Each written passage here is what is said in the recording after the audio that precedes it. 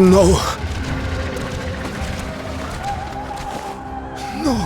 No. We were promised an escape. Not the same doom we fled.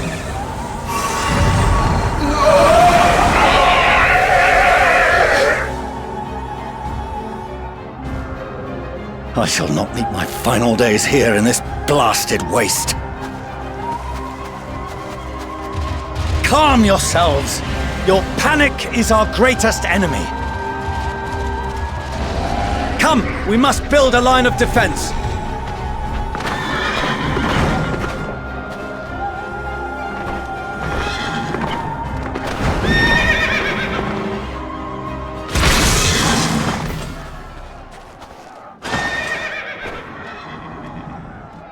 How?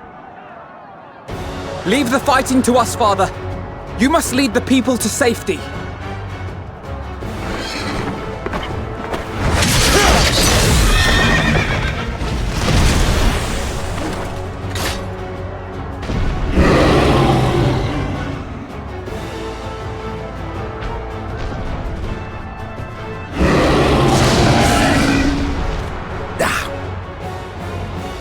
I can handle this pair.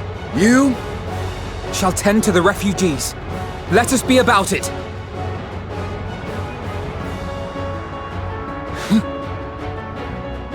As you wish, my little lord.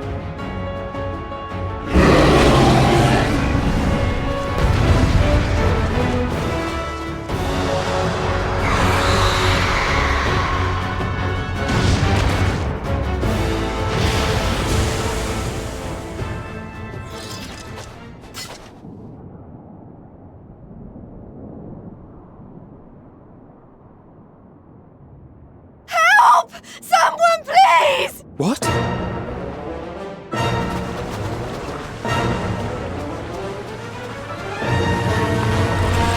No.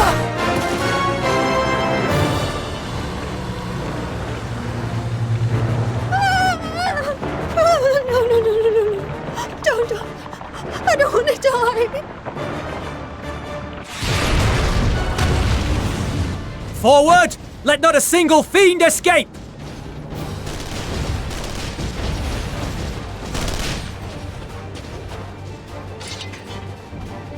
Wait, that's...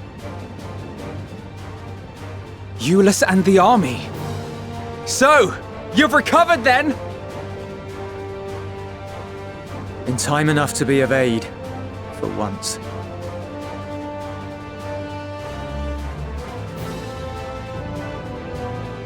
We can speak of it more later. For now, we must fight! To repay your salvation in kind, or with better! For Garlemald has her pride!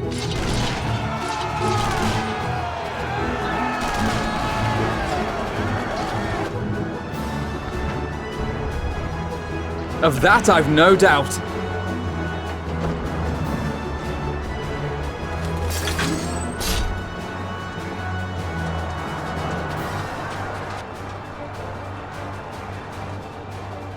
Good gods. Of all possible saviors, the Imperial Army. Oh!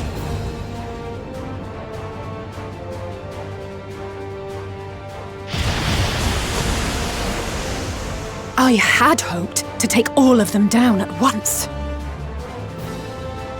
Think a withdrawal might be in order? Oh, sod that. You know who would never abandon these people to their fate. To be devoured by their former friends. That'd be beyond cruel. These beasts must fall here and now. Well then, I'd say it's high time we threw caution to the winds. So long as you spare me the heroic sacrifices. Now, let's go!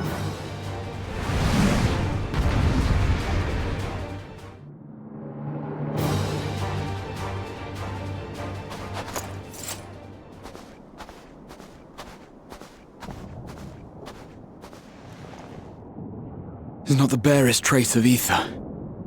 Maybe there really is no way to bring them back.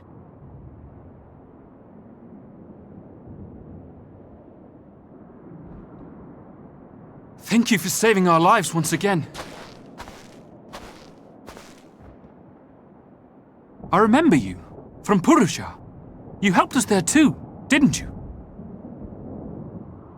Ah, you're from Palaka's stand.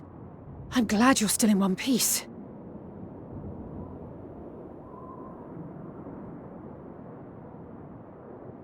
Or you will be, once I see to that injury of yours.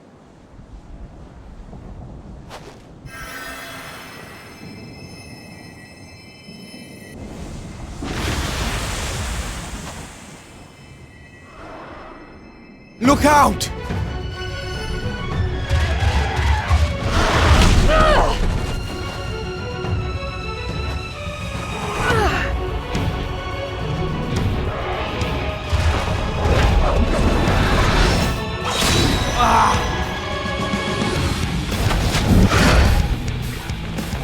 Get out of here!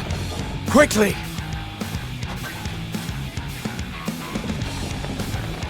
I won't lose them! Not a one! This will be a brighter future! I won't let a madman's apocalypse ruin everything we've fought to achieve!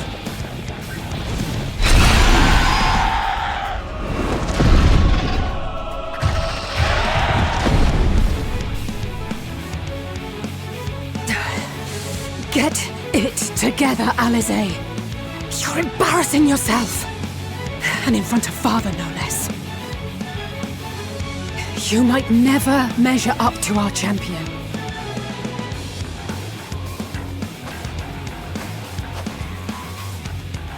But we ask too much of him as it is. You mustn't let Eorzea's hero fight alone.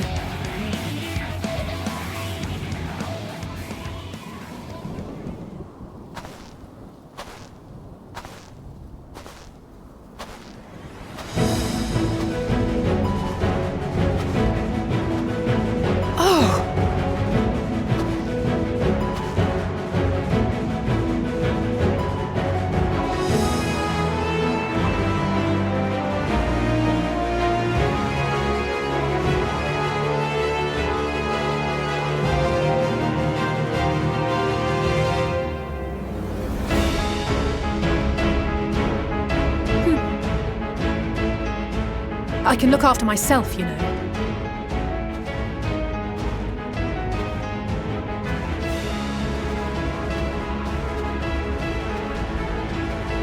Everything's in order, I trust?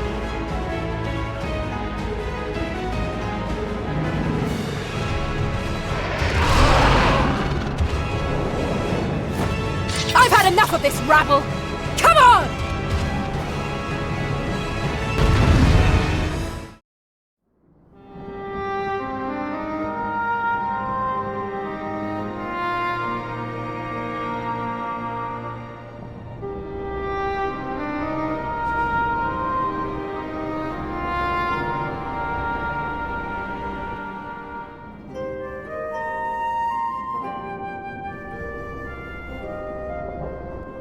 You must board without delay. The ship will depart ere long.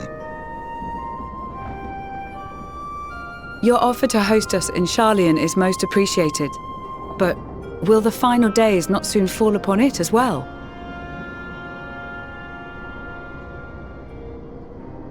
Your hesitation is not unwarranted. The satrap entrusted me with your lives, yet I have failed your comrades. Nor are you wrong to fear that this corruption will continue to spread. I cannot promise you complete safety, even in my homeland.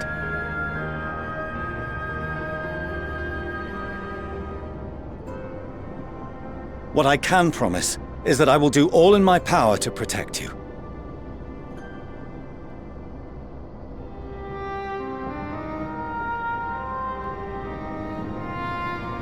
That power is not inconsiderable. Even now, my countrymen are preparing the vessel that will deliver us to a sanctuary on the moon. Join us on our journey there, and beyond to new horizons. come to old Charlian. Please.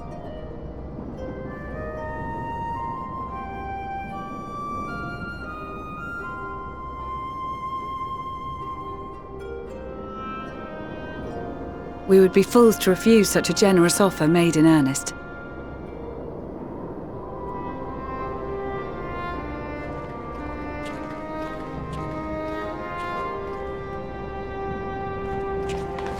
It seems they've a new destination. The people of Radzat Han have known too much suffering. The march to Garlemald will only bring them more, short though it may be. I quite agree. Fortunately, they have you to look after them. Yes. Well.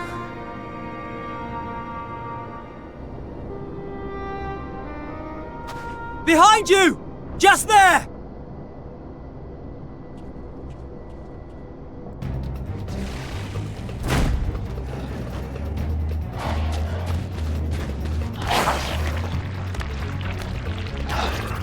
More of them!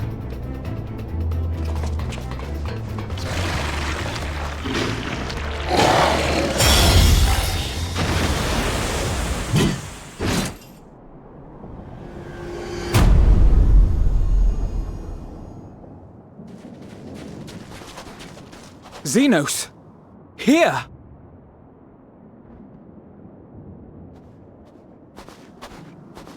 You'll be all right.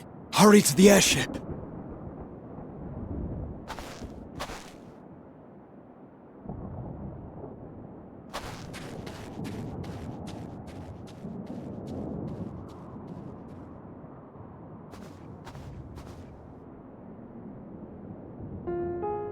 Why have you come?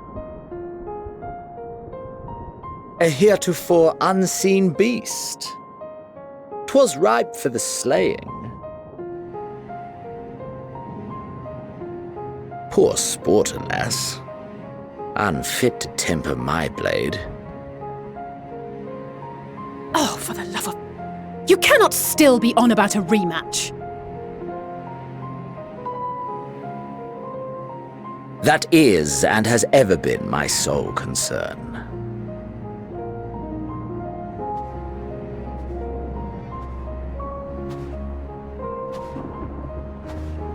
You, on the other hand, are fixated on a different quarry. Your passion pales before mine, yet neither hate nor despair seems sufficient to recapture your misdirected bloodlust.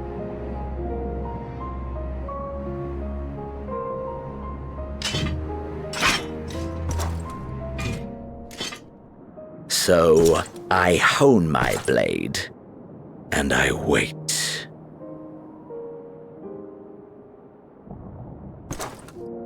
That's it. That's all you care about.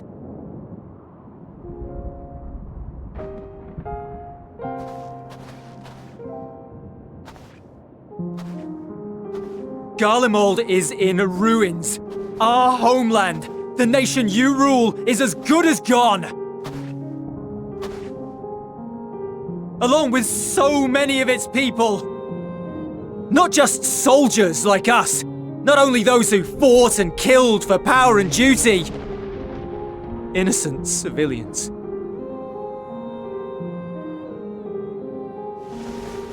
Murdered by their own flesh and blood. Lost and confused as they breathed their last. While we who survived with our lives and minds intact were left to freeze to death. The Eorzeans tell me all this was your doing! You slaughtered your countrymen! You did! For what? For nothing in the end. So much wasted effort. You bastard! For your own sake, Eulus, you must control your anger. It will serve no one should it consume you and see you transformed.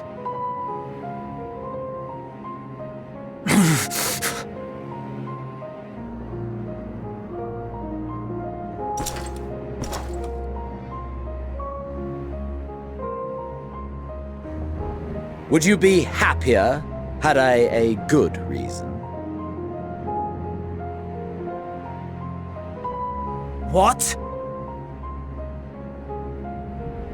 If my motives met with your approval, would you no longer resent the outcome? If so, then perhaps a beast's skin would suit you better. Duty, honor, morality. All constructs of convenience when put to proof. Surely the war taught you how easily power becomes the tool of the self-righteous. How the people's justice was merely a means to their ends?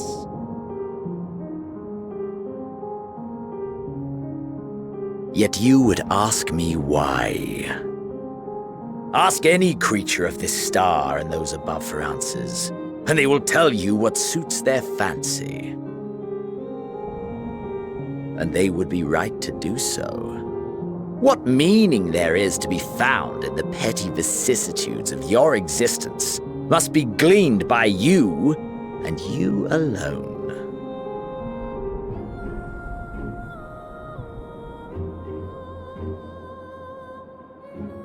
Should you seek it in battle in the fruitless pursuit of my demise, then come. Assume your rightful place as a notch on my blade.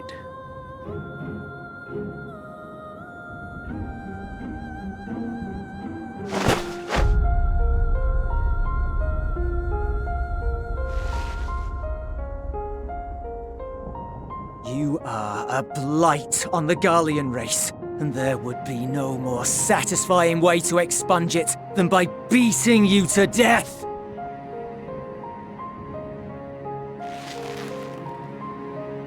But I will not be party to another tragedy. I refuse to lose anyone else because of you. So go. Go! And may we never suffer your madness again!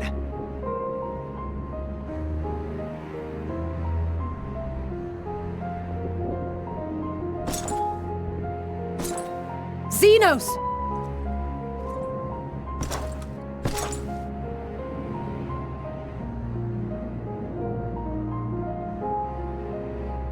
Perhaps you found meaning in living this way. I cannot deny you found strength. Yet if you only pursue your hedonistic pleasures and pay no heed to the plight of others, then no one will give you the time of day. You will never get what you want, not even the battle you pine for so dearly. You'll be alone for an eternity, and you'll deserve every agonizing second of it.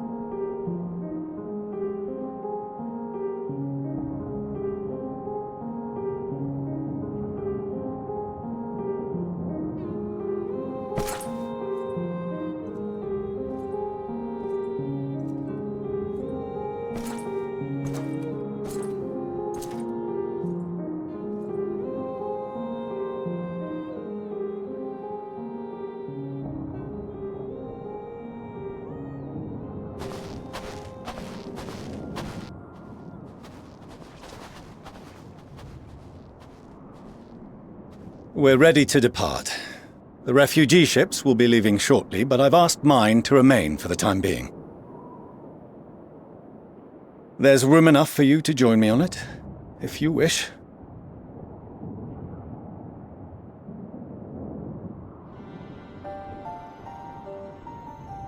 Do contain your surprise. I needn't agree with the Scion's methods or intentions to acknowledge that their deeds are deserving of gratitude. We appreciate the offer. But might I ask why you are delaying your departure? I presume it is not solely for our benefit. I must visit Garlemald We return to Sharlayan. Having caused such an uproar, 'tis only meet that I explain myself to the Ilzabard contingent.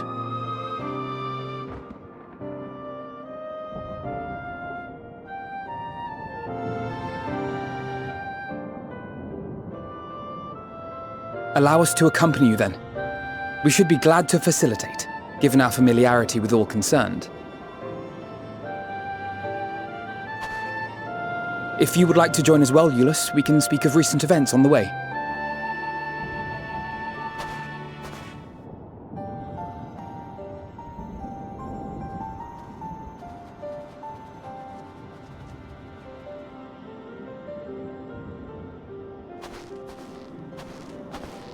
He'll be after your seat on the forum next.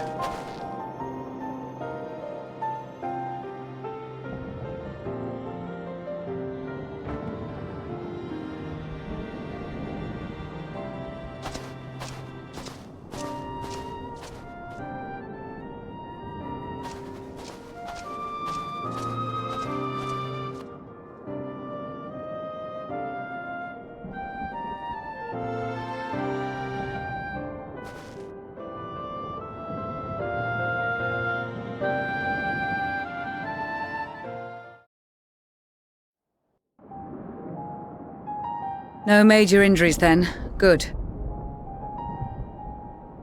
I briefed the recovered soldiers and sent them on their way as quickly as I could, but nevertheless feared they would not make it in time.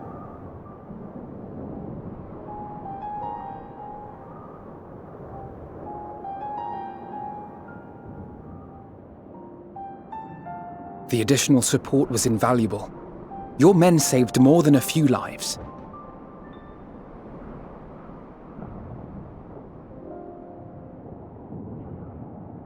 Though not all, I regret to say.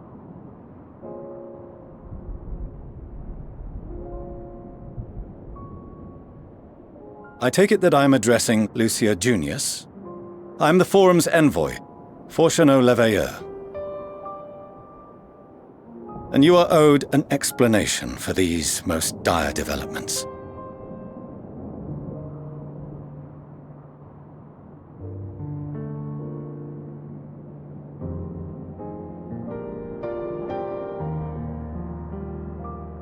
Another trial wrought by the final days. I was beginning to suspect as much. You doubtless feel some consternation having been forced to abandon your original plan. But trust me when I say you were right to send the refugees elsewhere.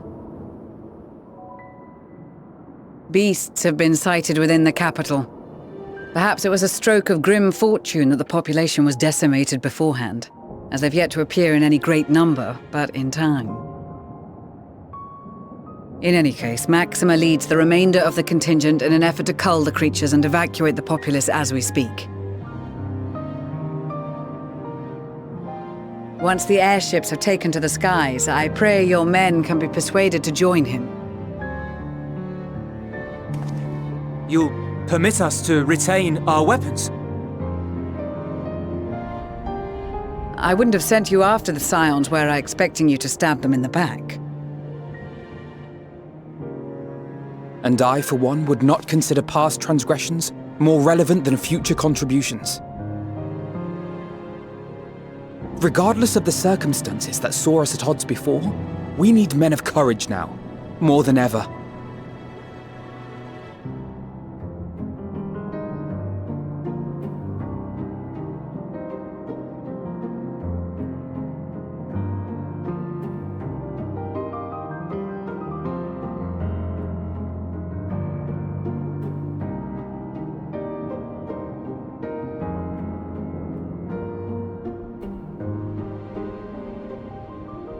We swore to defend Garlemald, and so we shall.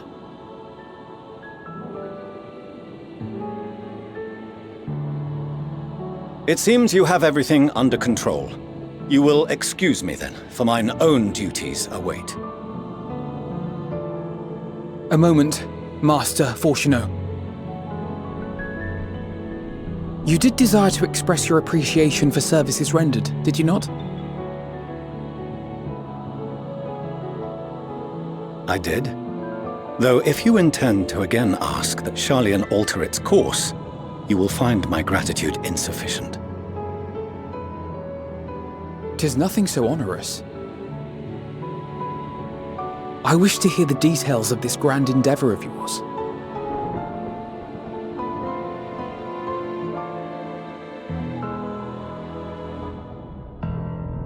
Do you swear to listen and to learn, and not to embark upon some scheme to impede us? I swear.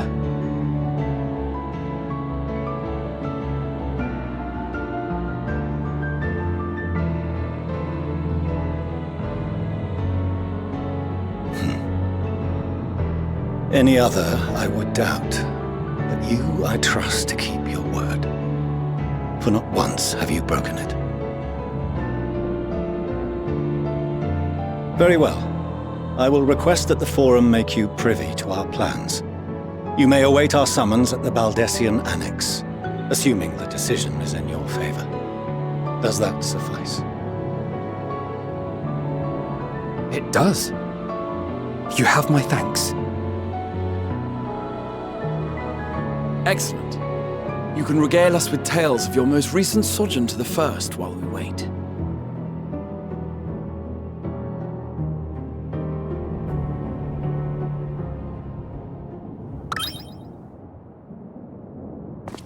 Did you hear something just now?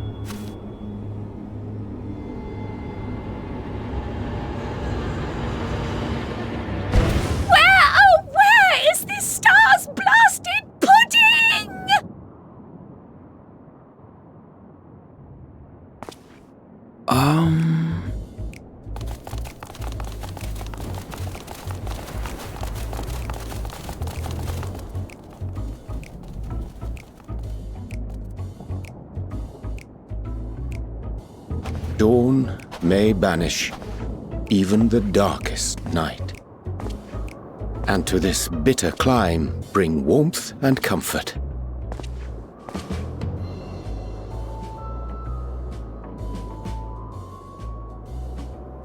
'Tis heartening to see such an assembly upon my return. I thought often of you whilst I looked down upon our star's brilliance from the moon above. Yes, but what are you doing here? And dressed like that? Aren't you cold? Verily, I fear for my health should I proceed to expound upon our purpose ere I procure more suitable garments.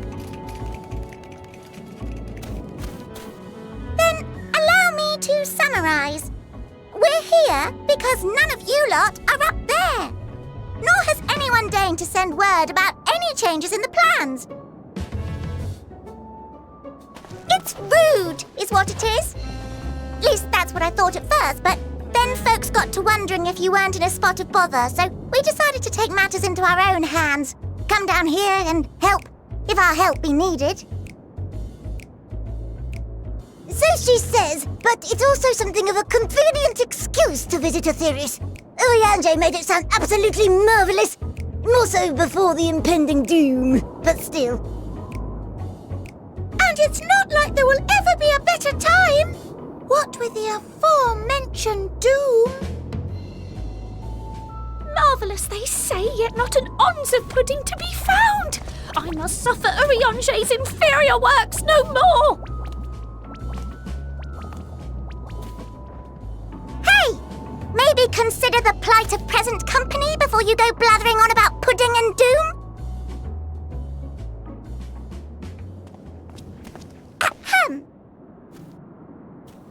As I was saying, should you require any assistance with whatever, we are at your disposal. We were born from Hydaelyn's love for the lives of this star, So naturally, we would much prefer to see them continue. Twiddling our thumbs up on the moon is hardly conducive to that, though, is it? Not when you've all got such precious thoughts and feelings and hopes for the future deserving of more active preservation. Speaking to Urianger made us realize that while we've carried out our duties to the letter, we've failed to fulfill them in spirit. From there, it was just a hop, skip, and a jump towards resolving to do better. So please, show us how. Help us help you.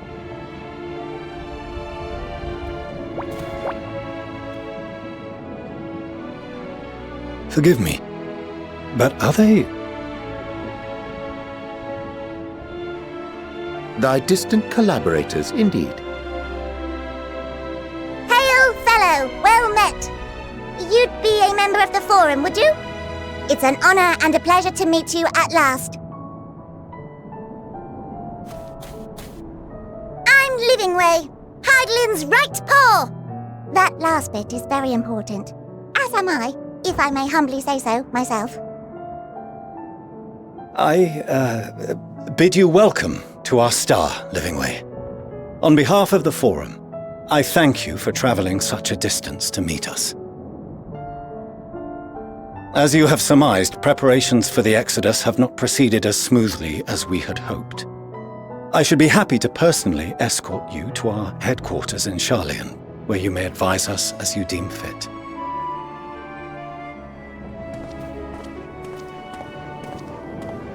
'Twas with reluctance that I set aside the great work of readying the moon for habitation. Be assured that I did so only after the Loperites made plain their earnest desire to come hither, and I myself felt a growing certainty that their contributions here would prove invaluable. 'Tis trite, perhaps, but I followed my heart.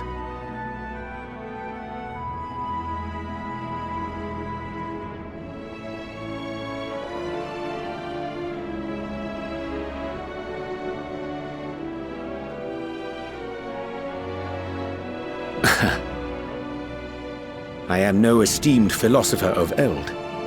Nevertheless, 'tis my hope that what little knowledge I shared shall serve them well, and perchance help save us all. Will thou attend us at the Forum and lend thine own wisdom?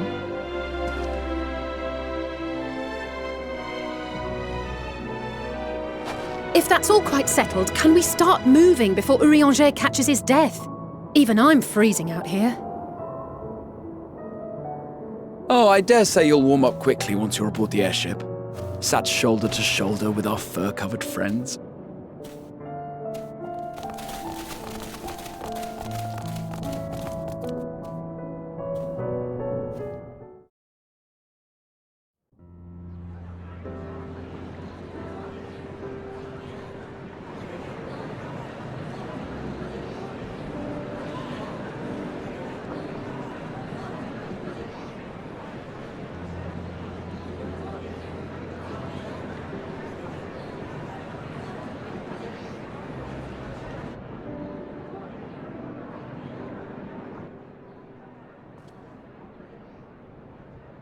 There is a matter I wish to raise with you before we enter.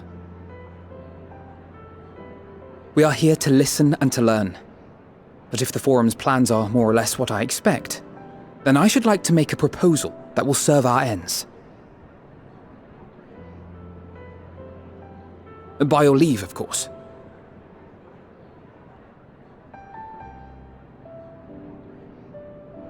I don't see why not. Your words and wits have gotten us this far. Agreed. I will present our queries so that you may consider the most advantageous way to advance your proposal without distraction. Thank you, everyone. If I may have your attention, the ad hoc session will now commence. The purpose of today's assembly is to brief the Scions of the Seventh Dawn, at their request, on the Great Exodus. You may enter.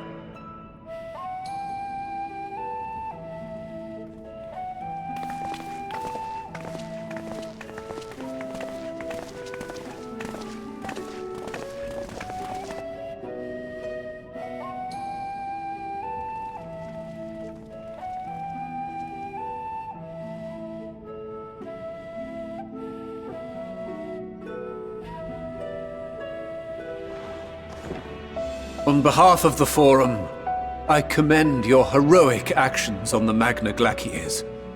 We shall not soon forget your service to us and the people of Radzadhan. The Satrap, whom we have informed of the refugees' new arrangements, sings your praises as well. As an expression of our gratitude, we will endeavor to answer your questions as fully and openly as we are able. Then let us begin. First, it is the Forum's objective to ferry the life and knowledge of this star to the moon. Am I correct? You are. It is for this purpose that Sharlayan has labored these many long years. We have collected biological samples and scientific records from across the star. When the time comes, they will be moved from their places in Labyrinthos and Numenon and conveyed to safety. Once that critical task has been accomplished, we will begin transporting the Sharlayan citizenry, which has been categorized into groups.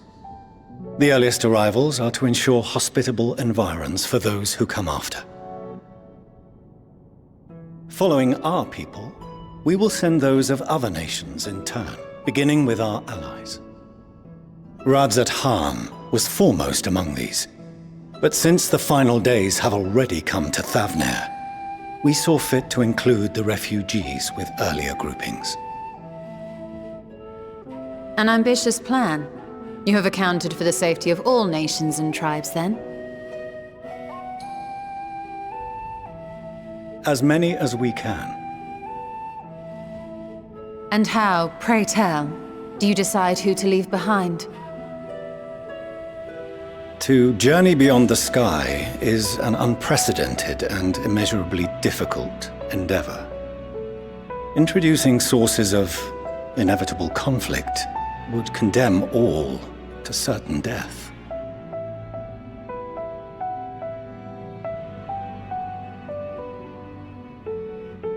Questions as to the validity of that approach aside,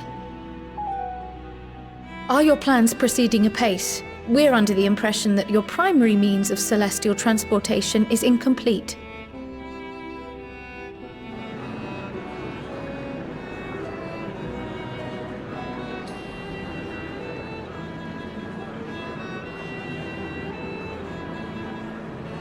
If only in that it does not meet our optimal parameters, that is correct.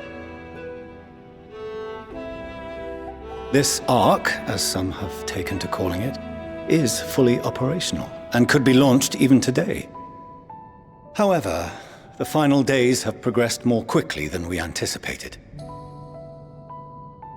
At present, the ship is incapable of attaining speeds sufficient to meet our evacuation targets.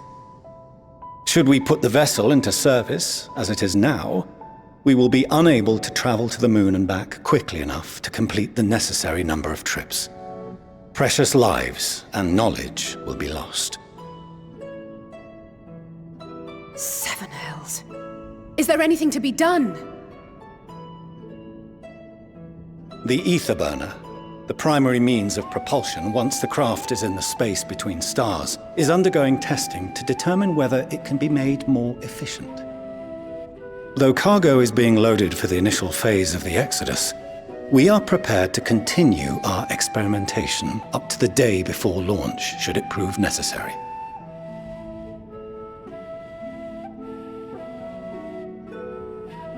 What if the Scions were to solve your problem?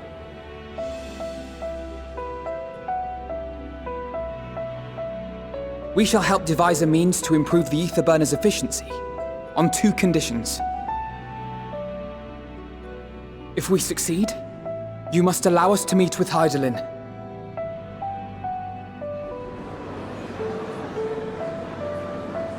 'Twas simple enough to deduce. You have a Concord, and so you would never have abandoned the Anti-Tower had you no other means of communication. One far more convenient, I suspect.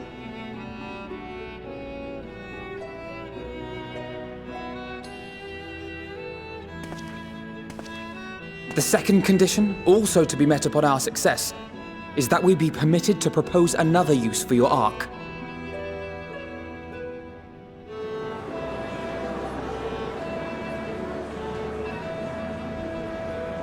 We would be at liberty to refuse this proposal.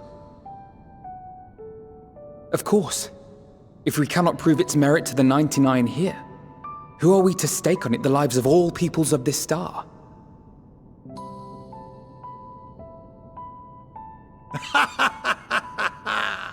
Delightful as always, Master Alfino.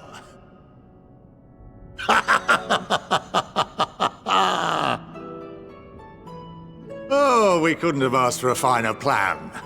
Allow us to solve this complex engineering problem of which we were entirely unaware until moments ago. What could possibly go wrong? The satire writes itself.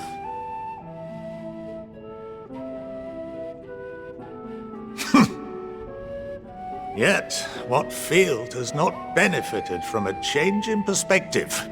When we are at wit's end, what we need is not the same dry theories recited ad nauseam, but fresh inspiration.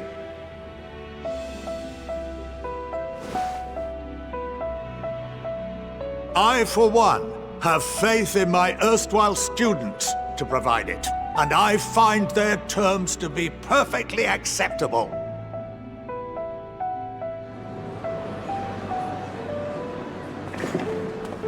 Order! Order! We have no time to waste on debate. I call a vote. All in favor of agreeing to the Scion's terms?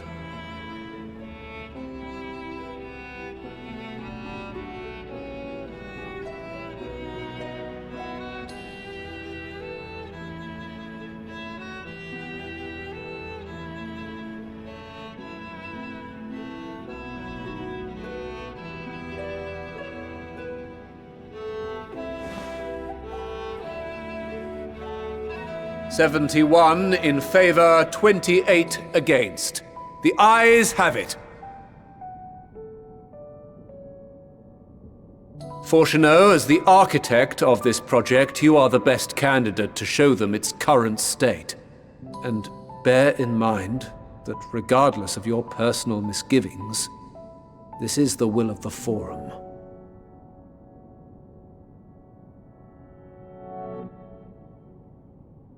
Very well. I call this session to a close. Return to your tasks with urgency.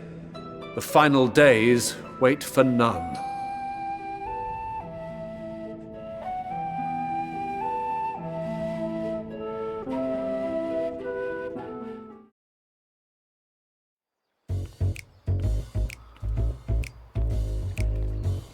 Could swap them out.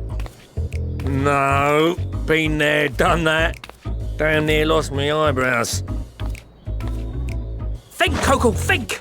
We'd be well on our way to paradise. Visionaries patting themselves on the backs for their grand accomplishments if you'd only think! Yes, that does sound rather lovely. Yeah!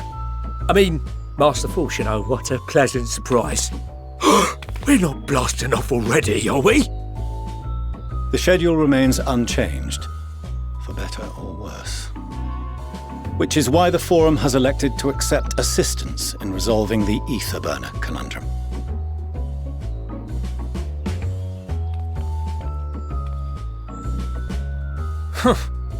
Not seen you lot down here before.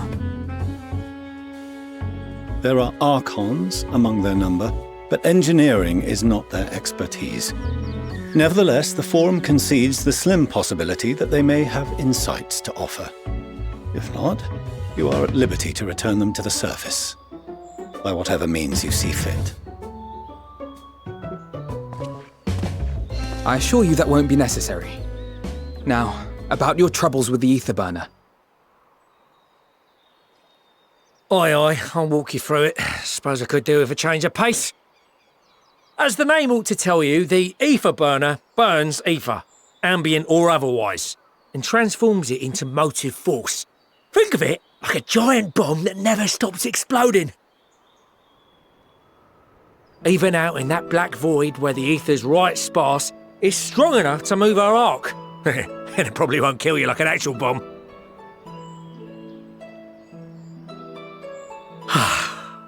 But it ain't perfect. According to my calculations, to travel to the moon and back fast enough for the forum's liking, the conversion rate needs to be 6% more efficient. A measly 6%, you say? But if I could have squeezed even another 0.6 out of it, don't you think I'd have built it that way in the first place? Hast thou consulted with the Loperites? Yes, they too are conducting their own research, for lack of a ready answer. The moon's propulsion systems are considerable, naturally, yet they are commensurately massive. It is no easy feat to convert their technology into an efficient means of propulsion for a teeny tiny toy boat, as they say, and as I most certainly do not. Yes, exactly! Damn it all, I asked for refined adamantite and they send me uppity rabbits with inscrutable, ancient, incompatible technology! You're trying to drive me mad! Do you speak of Allegan refined adamantite, perchance? You know of it? Only in the most general terms, I'm afraid. 'Twas an alloy of Allegan make, but the secrets of its production were closely guarded. As I recall, the record stated it was vital to Dalamud's construction and launch. Aye, that's the stuff. No material more conductive far as I know. Slotting some ends like blowing up a dam and watching the river of ether come rushing through. Ain't a living soul that knows how to make it though. We were fortunate enough to salvage some for the ether burner, just a wee bit, mind, from a chunk of Dalamud that came hurtling into the Northern Empty during the calamity. With more, well, that extra 6% efficiency would be child's play. It's a crying shame that we've no other sources. Surely the many shards of Dalamud scattered throughout Eorzea would suffice. Why not get the refined adamantite from them? Oh, we tried, believe you me. But only a few specialised pieces would have had any in them to begin with.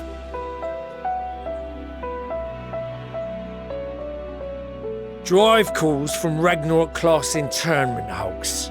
Those are the prize bits we really need.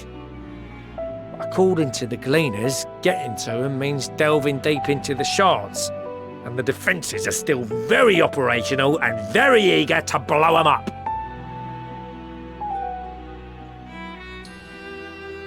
It's rough going in there, even for the cream. Not sure they'd make it out alive.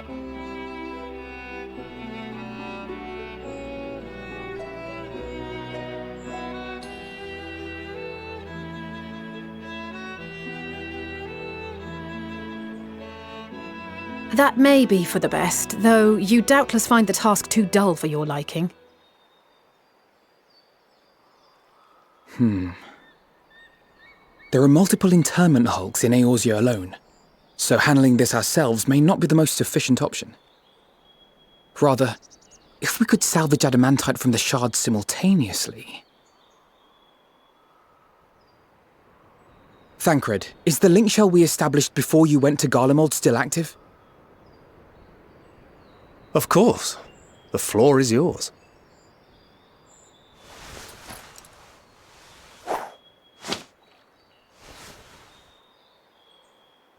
What's all this? Gathering firewood, so to speak. We alone can accomplish little, but joined by others, we may yet build a bonfire to carry us heavenward. This is Alphino. The Scions have need of you.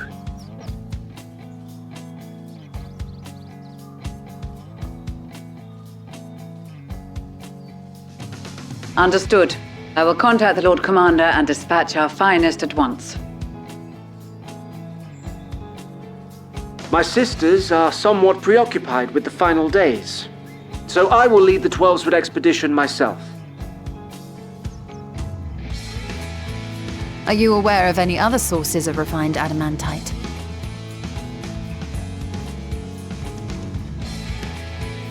Logically, such an invaluable alloy would have been utilized solely where absolutely necessary, in components intended to conduct or collect surpassing amounts of ether. Any extant instrumentation or devices would have likely found their way into the hands of etherologists or enthusiasts.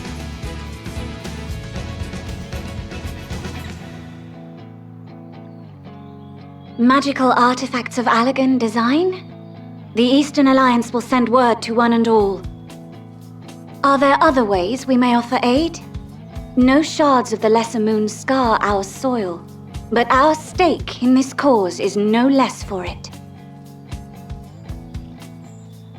Is there anything in Othard that might be of use to you? What did you say? Oh, you got friends in far places, lad. Any road, if you're offering, I wouldn't say no to one of those Far Eastern sacred relics.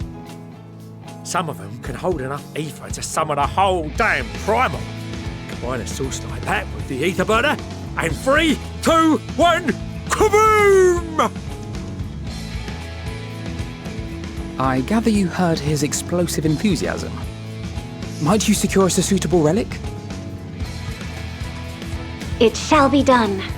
I know little of machines, but I promise we will do our utmost to gather the materials you need to finish your starship. I am glad for the work, in truth. Better to busy oneself than wait and fret over disasters foretold. Then why are we all still standing about yapping? There's plunder for the taking, and I'm a born plunderer. I'll be an old Charlian before you know it. Start mixing the grog. I'm certain that can be arranged. Thank you all, and do be careful. Just like that. Aye, just like that. Our refined adamantite is on its way. Now let us consider our next steps, shall we? There's yet much to be done.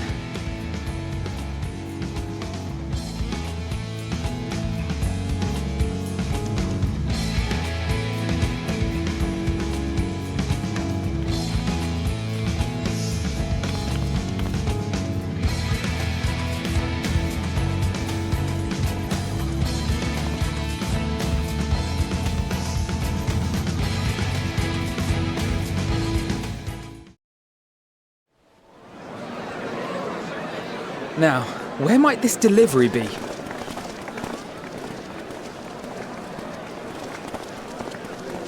Oh.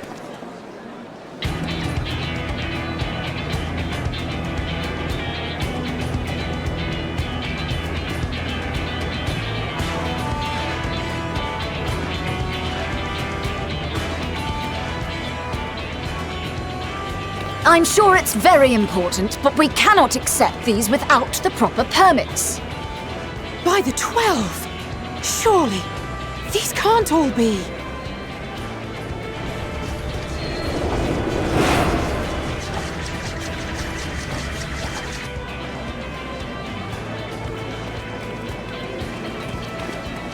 Bleeding hellfire! They're bringing them by sea and by air. All these folks in these crates.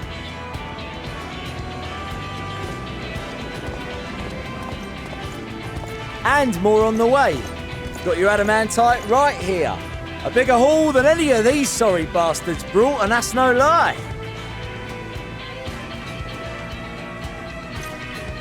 Yes, because you were charged with seeing the shipments from Gridania and Uldar here, along with your own. Give credit where credit is due. Sounds like the sorry whinging of a sore loser. An hypocrite to boot. Ain't no way a scrawny whelp like you took a dozen steps inside a Dalamon shard. I'll have you know I went all the way to the entrance.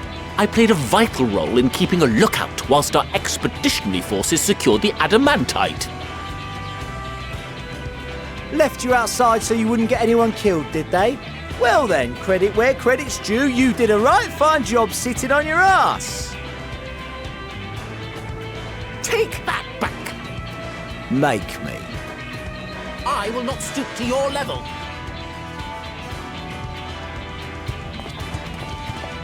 My, what a grand welcome party. Hancock and Soroban. We come bearing relics both sacred and Allegan, as well as a few other gifts that may be of help, to be presented with best wishes from the Eastern Alliance.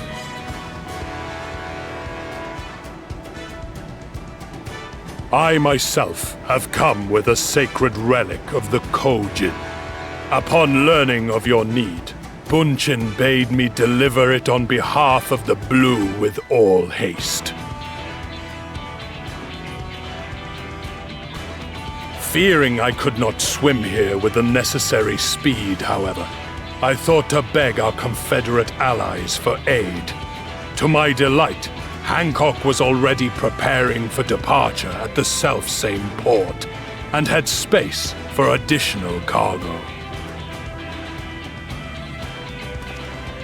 We did, of course, need quite the impressive vessel to get it all here in time.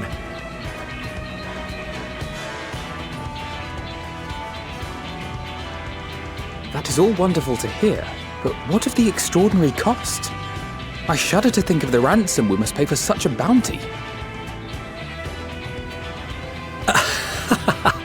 Fret not for your coin purse, young Alphino. Lord Lolorito looks ever towards the profits of the future, and thus the East Aldenar Trading Company went to some lengths to reduce the financial liability.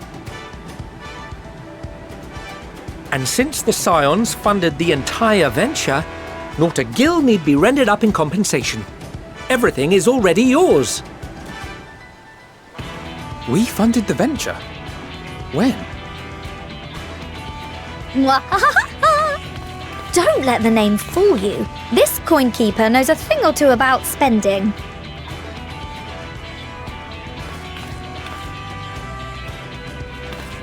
When it comes to capital investiture, a sprinkling of gil here and there will not do. You need enough savings to make waves when it really counts, which is why frugality is paramount. We also have the benefit of a generous patron. Generous being rather an understatement. She has supported us from the shadows since the very founding of the Scions. Ere we even had coffers to fill. Mother! Amelians. I remain, of course, an entirely neutral party.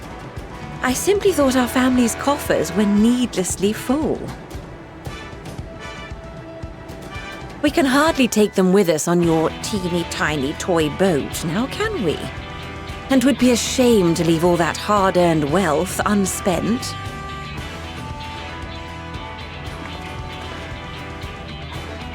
Waste not.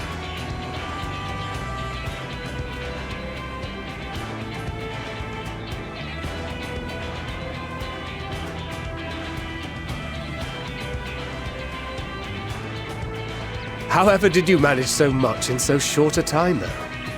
We expected word to reach only a fraction of our allies.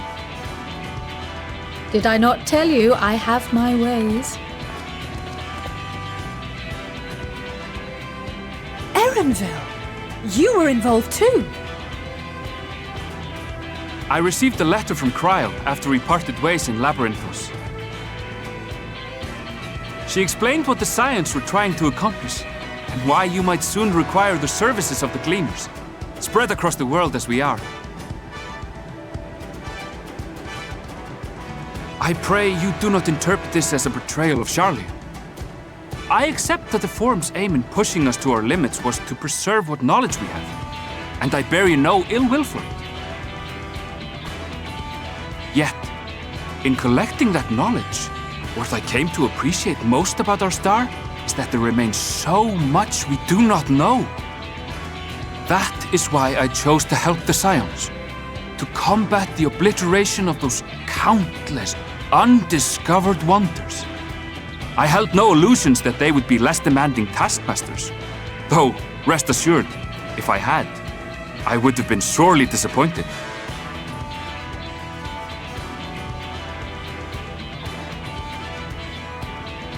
To make a long story short, the whole of the guildship cooperated to ensure your call was heard far and wide.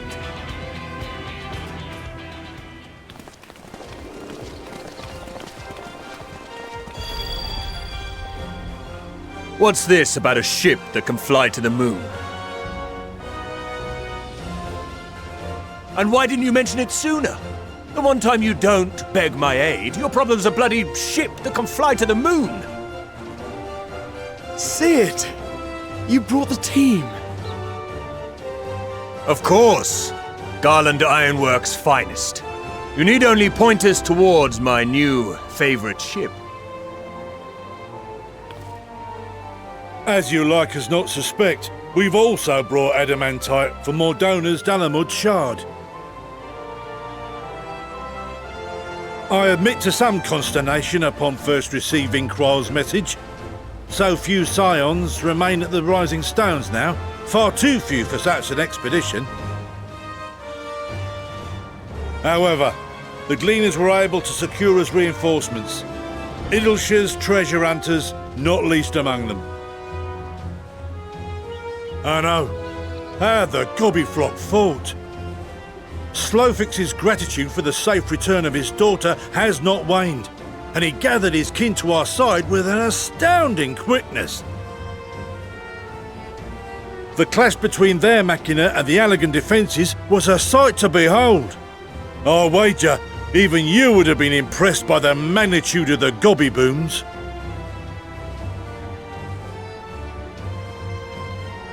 Fascinating as all this is, I fail to see how it explains your presence here. Does Razat-Han not have more pressing concerns?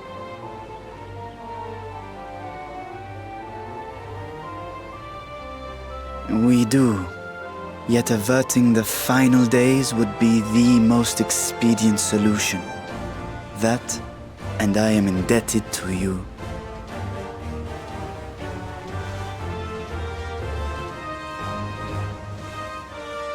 Though they chose to take their leave of Thavnair, those you saved in Galimund remain my people.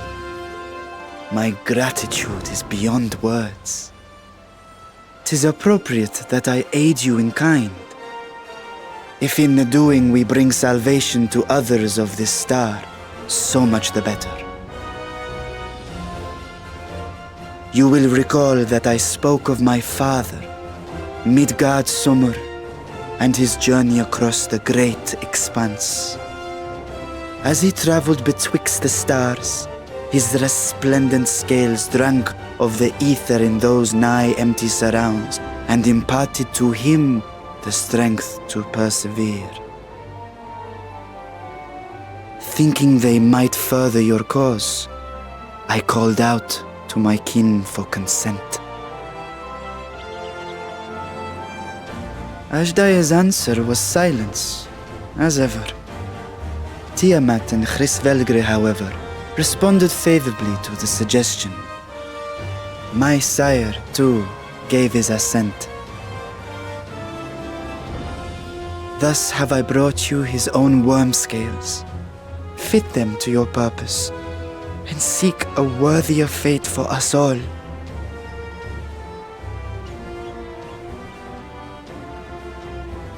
You'd be hard-pressed to find someone else so familiar with the unique properties of dragon scales. So I invited myself along.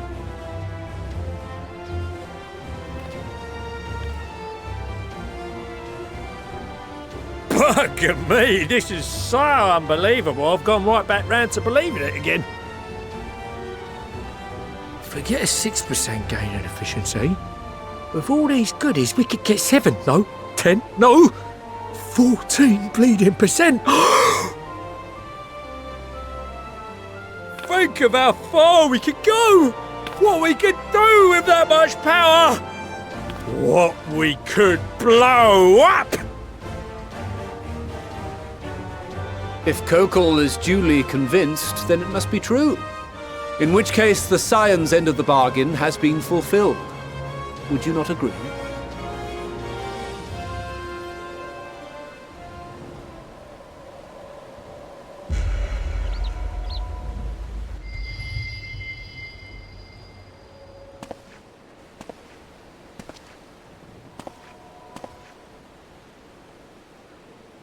Yes, Father?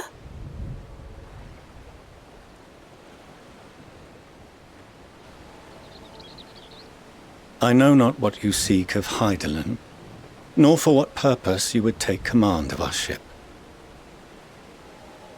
Yet this much is certain. To do so will be to dictate the fate of this star and the lives upon it. The lives of each and every creature, in their magnitude and their fragility. Do you understand? And are you prepared? We have seen and we have felt how much each life shapes this world. And so we are determined to abandon none. We understand what is at stake, and we are prepared to bear this burden.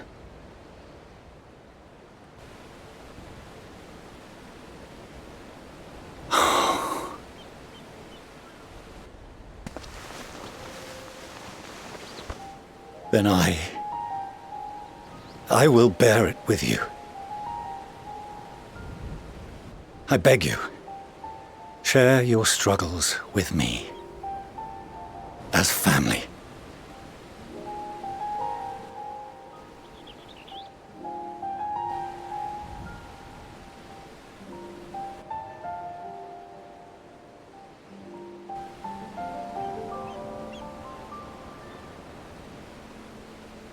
You grasped my fingers with such tiny hands the day you were born.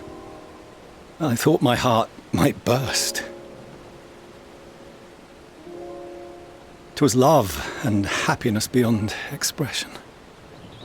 Overwhelming, and a conviction so powerful that I trembled with something close to rage. I had heard the final days foretold. I swore to myself then and there that I would not let them steal your futures.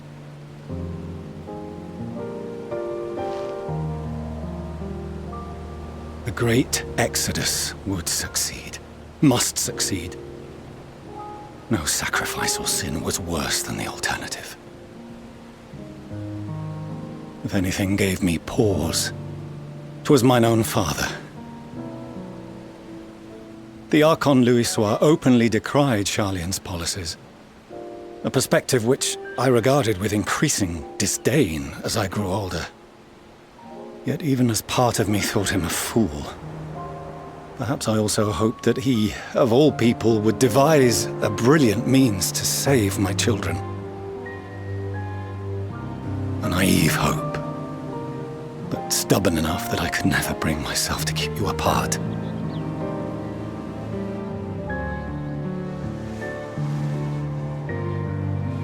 No, that was his doing, when he perished at Carteneau. As we pulled that twisted slab of Dalamud from the sea, I remembered the warmth of your newborn touch. Chastened, I vowed never again to suffer any interference in my mission to protect you. No matter that you yourselves wished otherwise. Detest me, fight me tooth and nail, I would suffer it, and more, and be satisfied so long as I could force you onto the ship.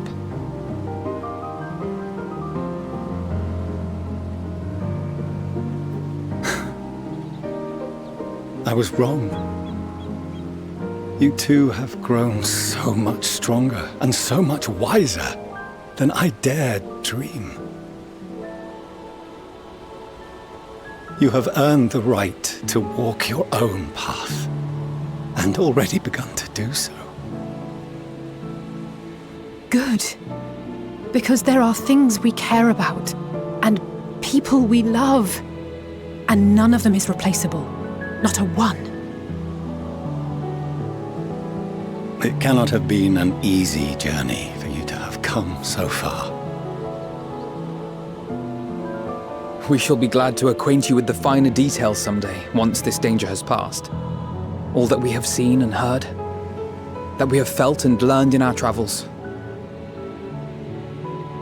Ours is not a kind world, but it is beautiful. Always. Oh no. Are you quite sure that's wise? After all, someone turns pale and flees the room when he sees so much as an envelope containing word of your adventures. Whatever will happen if he learns what you were really up to? Amelians.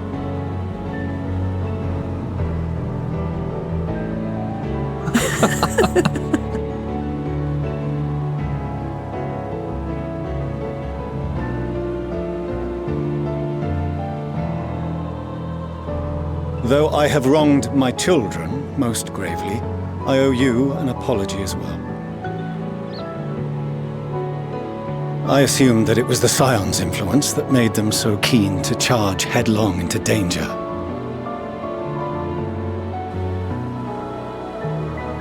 Yours, in particular.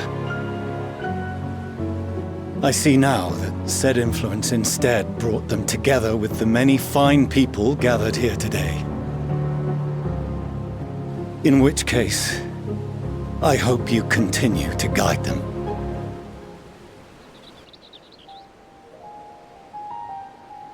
If we've finished loitering about the harbour, might I suggest we put our plans into motion? People are beginning to look confused. Perhaps you can spare a few words ere they resume the tedious lugging of cargo.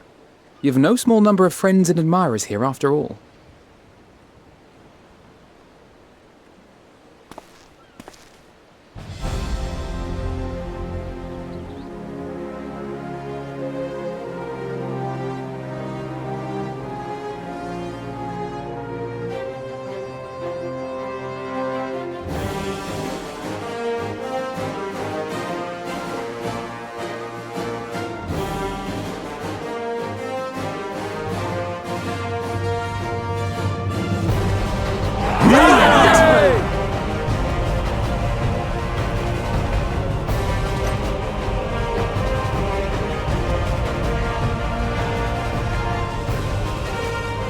Your assistance is appreciated. Now, in an orderly fashion, if you please.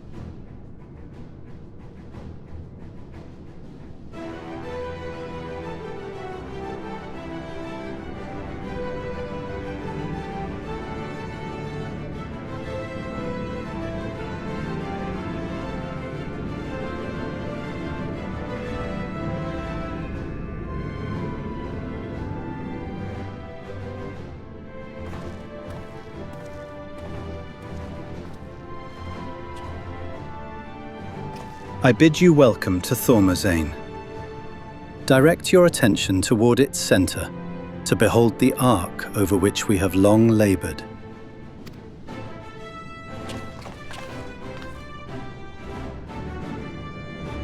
As you can see, 'twas designed as a medium-sized craft, the better to reduce fuel consumption.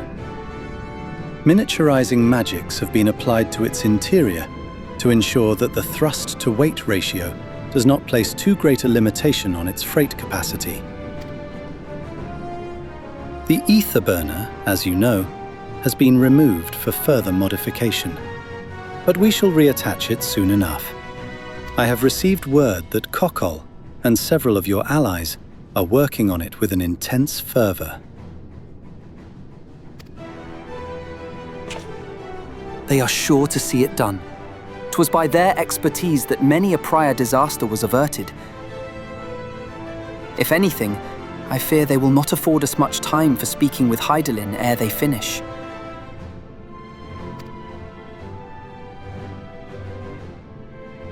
Point taken. Let us move on. I must warn you again, however, that even with the benefit of our device, to treat with her is not a simple feat.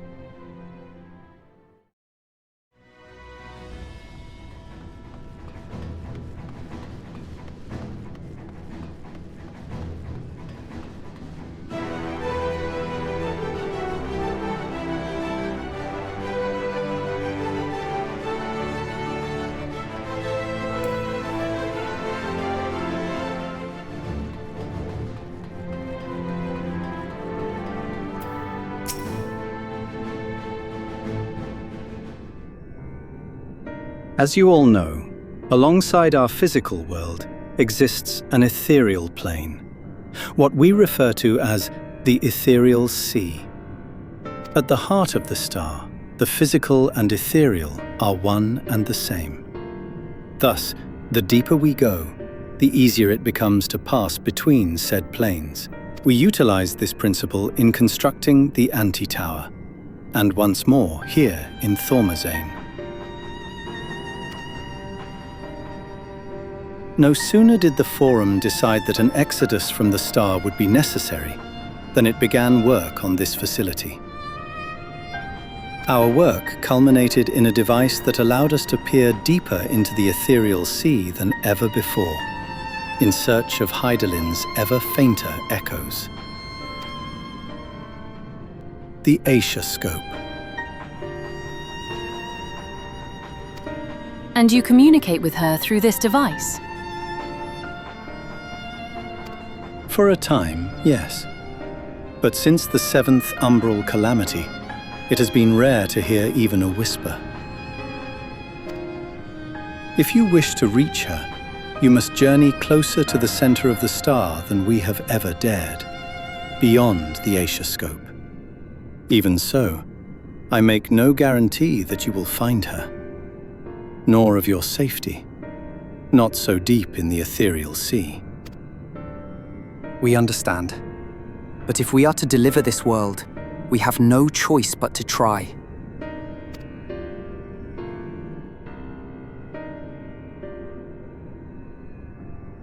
I know. I only wish we could do more than observe your progress from afar. The Aetioscope's ocular lens, by which we may peer into the ethereal sea without placing ourselves at hazard, lies above us. Through it, we can watch and guide you. In those swirling depths, there are pockets of ether so dense and turbulent that they can unravel one's soul. If we determine that you are at risk of coming into contact with such a pocket, we will recall you with teleportation magics. To that end, it would be best if one familiar with the composition of your souls remained here to assist in assessing said risk. Otherwise, there is an increased probability that we will extract you too early, or too late. Please, allow me. I have thought upon this much, and, in truth, I do not believe that I am fit to join you in the trials ahead. The events at the Tower of Babil drained me, yes, but even before that, your capabilities far outstripped my own. This is no time to have a weak link in our vanguard, no matter how much she may wish it were otherwise. If I assist in the manner that Master Fortuneau has laid out, however, I may still be of use, Will you trust in me to do so? I can think of none I'd trust more. Compared to all that effort you put into keeping us alive while our souls were in the first, preventing us from dissolving into ether on a single expedition ought to pose no challenge at all.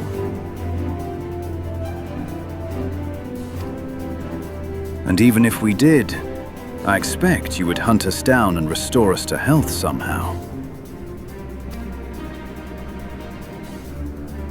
You flatter me, but rest assured that I will be keeping a close eye on all of you. There is one more thing. Those in ages past referred to the ethereal sea as the underworld, our final resting place. In its embrace is memory washed away, leaving only the purity of one's soul, or so we believe. Yet, what of these memories? Few think to ask what becomes of them, cast adrift on ethereal tides. Some theorize that they linger for some time, those associated with strong sentiment in particular. In those depths, memories of the departed may even coalesce around you, for hatred or for love. Thus do I caution you to be wary, but also to have faith. Remember those who did gladly extend a hand to you, that they may lift you up once more.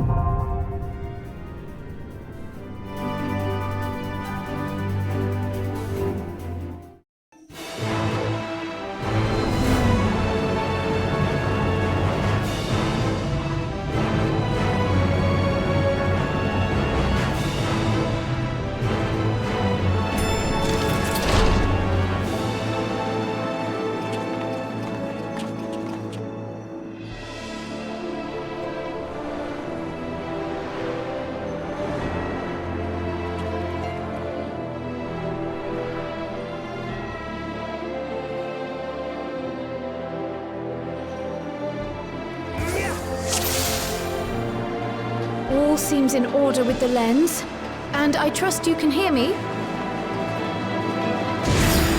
Those things are pure malcontent, the residue of lives unfulfilled.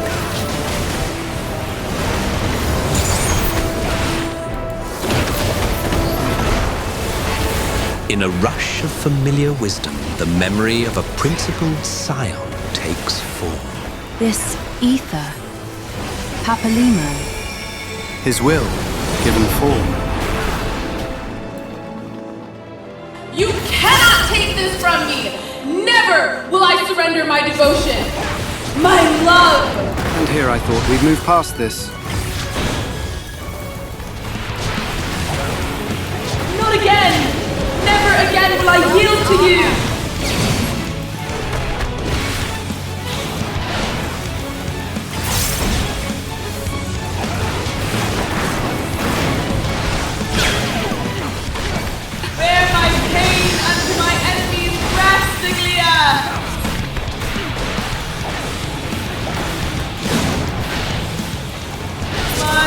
May you be cleansed by the tide.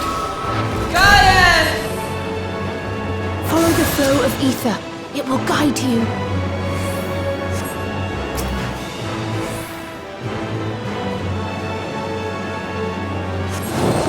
The ether is too dense. I'm losing you.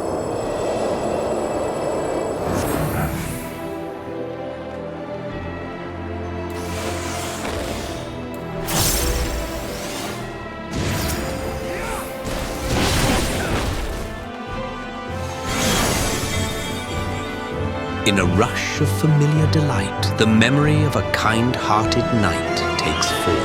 A true knight, to thus aid a hero. As my life belonged to the Empire, in death I shall serve. Still holding to his principles in a way, I suppose. I will fulfill my duty ere I rest. I must. You will fall to Tartarus!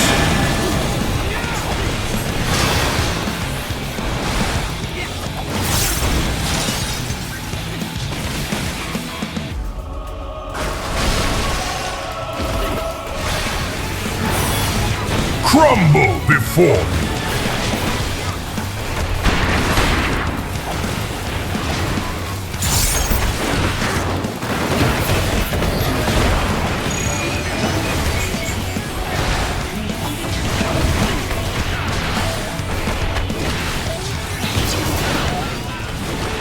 Lord Van Baelsar. Your fight is over. My faith.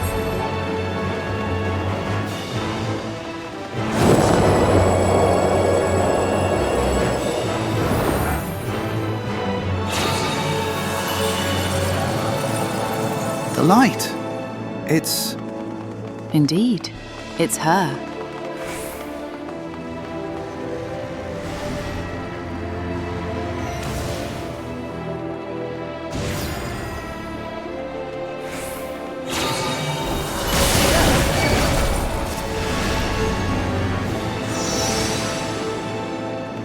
Minfilia.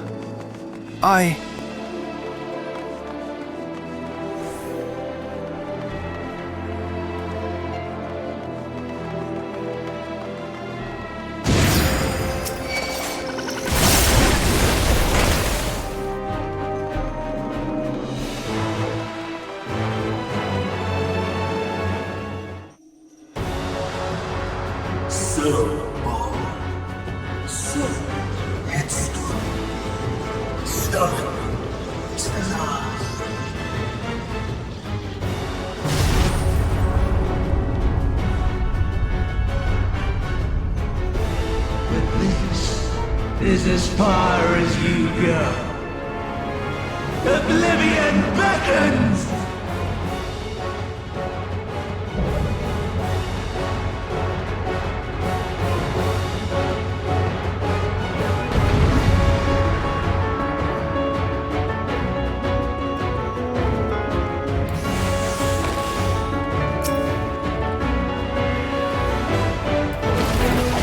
Many faces have I worn. But this is my favorite by far!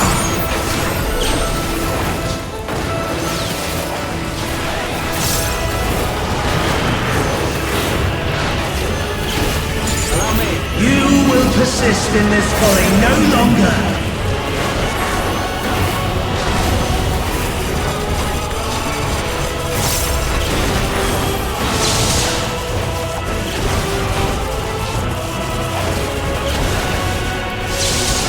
The stage is set! Let the curtains rise for the main attraction!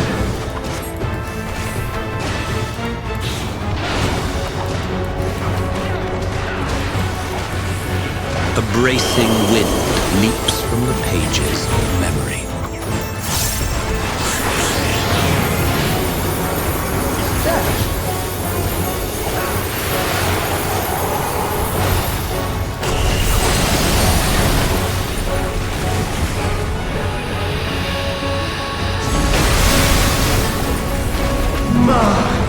What a boorish audience you are!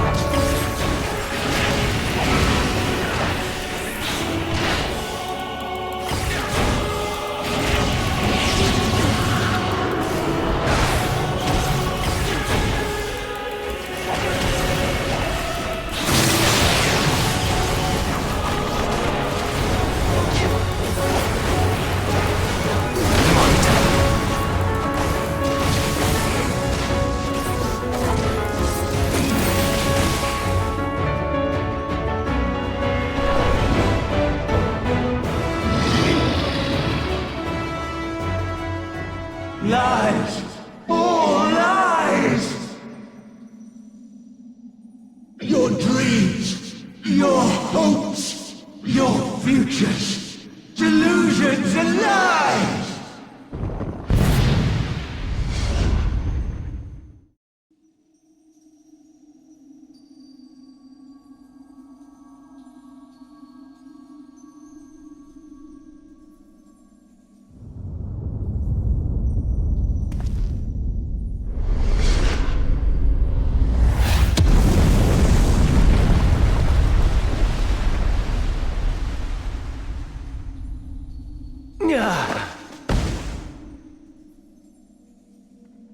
My very essence begins to wane.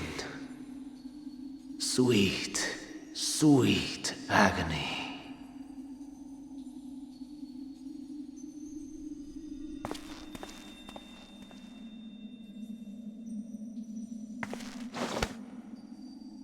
Leave this to him.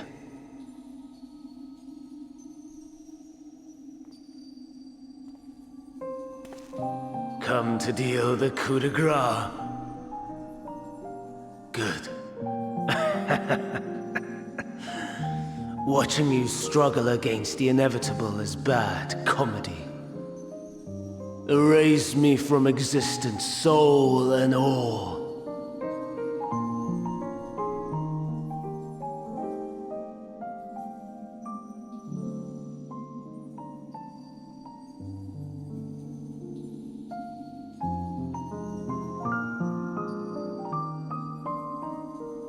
How would you know that name?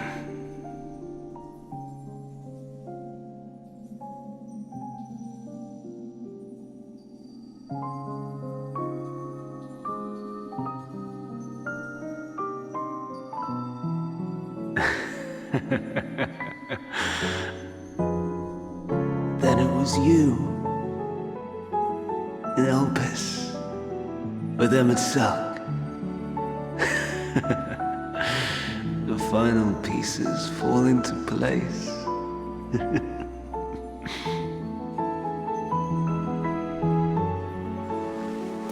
In my halcyon days, as the mortal Ammon, I was haunted by a dream.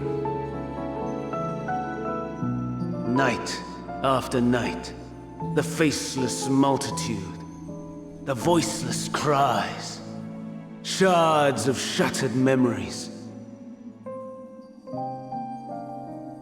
But slowly, the fog began to clear. This was Elpis. And I was Hermes. Recurring though it was, I paid this dream little heed. It was only when I was granted the seat and memories of Fandaniel that I knew these visions to be true. They were the memories of Hermes that he himself erased using the power of Kairos.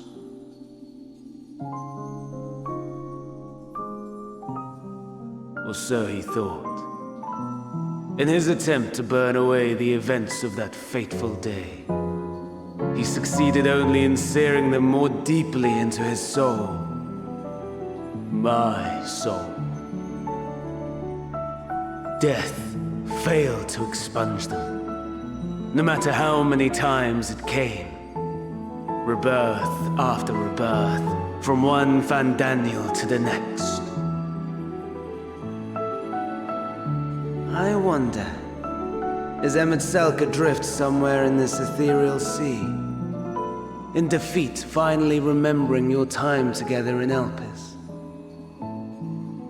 How it must gall him to be entrusted with knowledge of the final days, only to be rendered powerless to act upon it.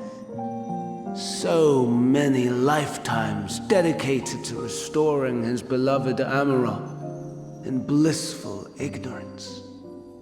Oh, folly! But make no mistake. My life as Hermes is not the reason I invited the world's end. I have lived. I have struggled. I have dredged the very depths of despair. And in the detritus of existence, I found the truth. I served a great ruler, powerful beyond measure. The world, his dominion. Yet even he and his vast empire were destined to fall, to become one with oblivion. At the end of life's journey lies only death.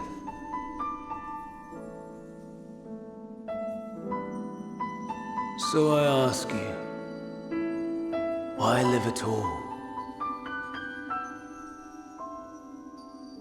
We betray, we torment, we murder. We are wicked, spiteful creatures, without exception. If life is so sacred, so precious, why fill it with such misery?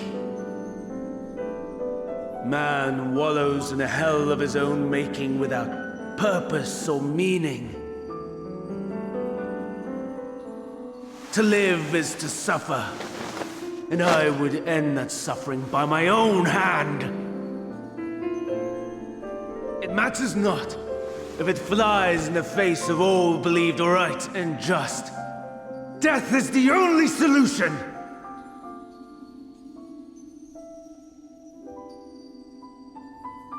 That is my truth, my answer to the question. And yet, even as the words pass my lips, I am filled with doubt. Has my search reached its end?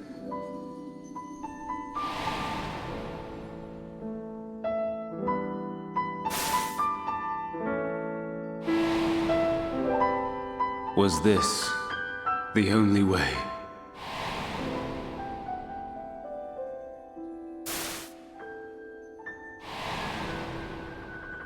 After all these years,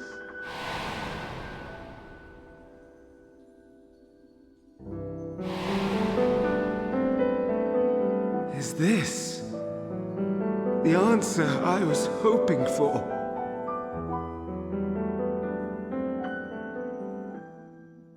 The lamentations of the damned. How it vexes me to see your conviction falter at the last. Van Daniel, still clinging to existence, I see. You, who champion death so fervently, unwilling to accept your own, refusing to be purified and swept into the sea of souls. As do I. We prisoners to men, watching as the world turns.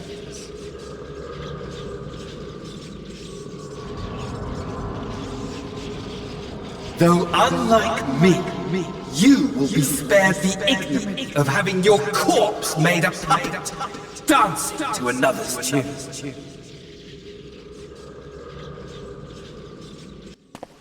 Is that Arsahi? How very astute. But let me be clear, I have not come to consort with the likes of you. Nor have I come to bemoan the state of the world following my untimely demise. In fact, I delight in mankind's downfall and the anguish it brings the savior of the savages. If I played some small part in the chaos, all the better. Not that I was in any position to resist. But to be made accomplice to the betrayal of Lord Xenos.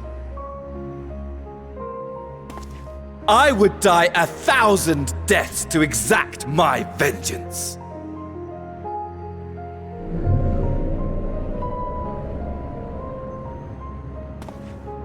Now you are at my mercy.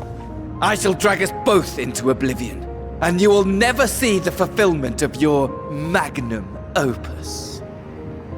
Even should you be reborn, your desperate search for answers must start again.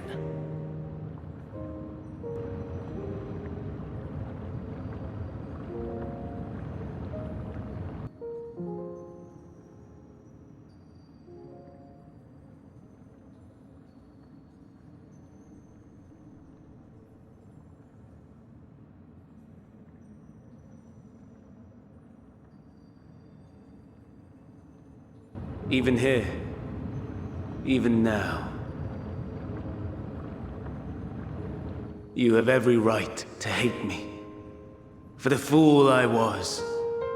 For the monster I became. But I will not beg forgiveness. The tale of Hermes, the man who knew so much, yet understood so little, ends here.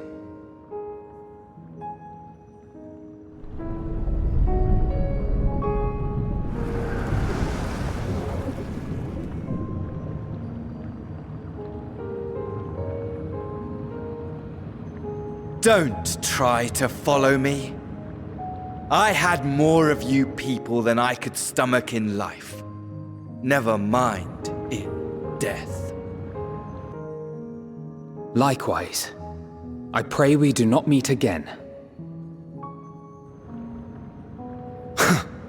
You had better hope not.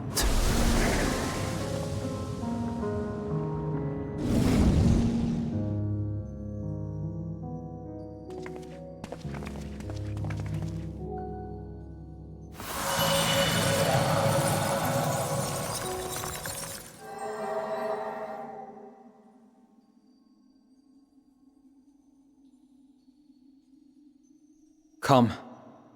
Hydaelyn is waiting.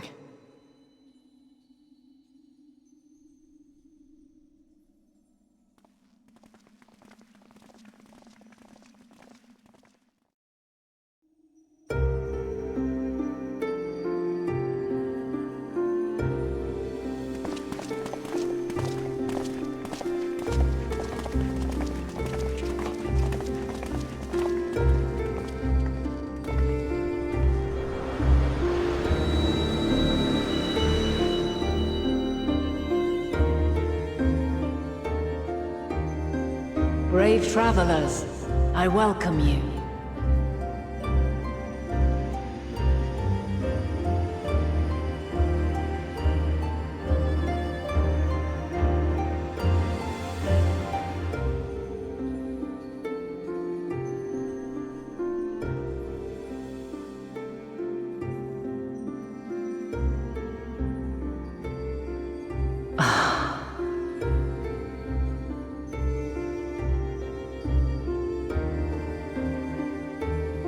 I see. Thou didst journey unto Elpis. And now, the rivers of time converge.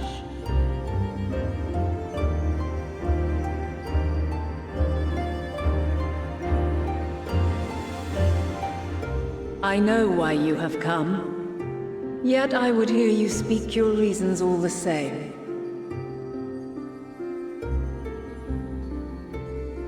You created the moon to deliver mankind from the final days. But is that really how it has to end? We do not wish to abandon this world. We want to protect the source and all of its shards.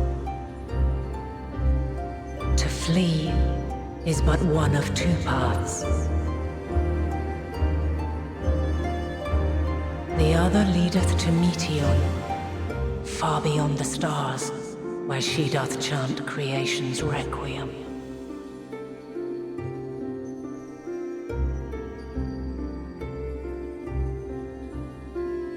Her domain is formed of dynamis, pure, absolute. Where emotion and memory govern all, ether will avail you naught. Meteor hath gathered the pain and despair of countless stars, and to go unprepared is to go unto your doom. We'll beat her. We'll win. I swear it. Is what I might have said, once. After everything I've seen, all the times I've succumbed to my own anger and fear. I can no longer pretend that courage and faith will be enough. But are we truly so powerless? That our only choice is to flee? Far from it, my child.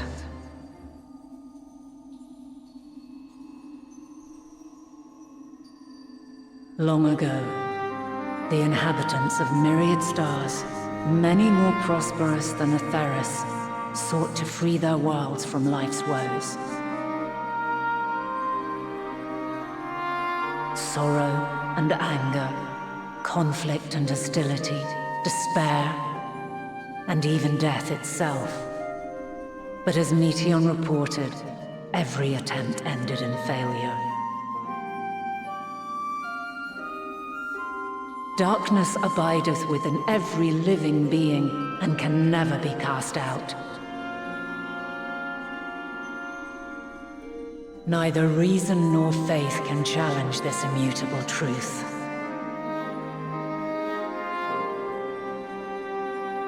To live is to suffer.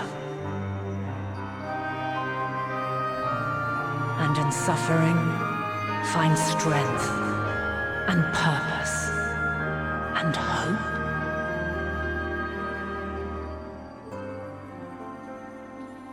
As you have done so many times before.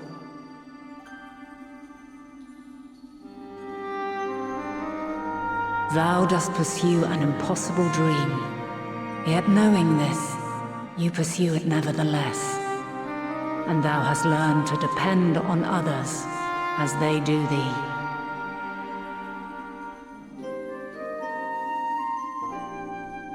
Thy yearning for the power to save the powerless hath ever driven thee to greater heights. Thou hast grown strong.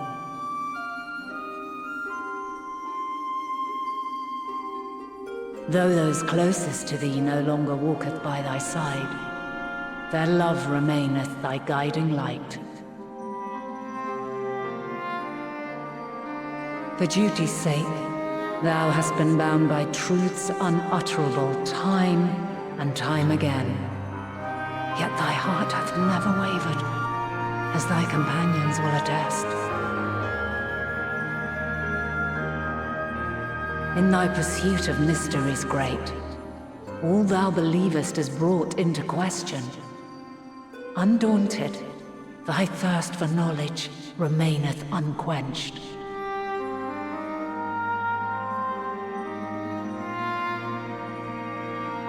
The fires of hatred that once burned in thy heart burneth no more. From their ashes doth spring the light of love, warm and pure. As witness to black calamity, thou despaired at man's helplessness. Resolved, thou didst unite a distant world on the brink of collapse.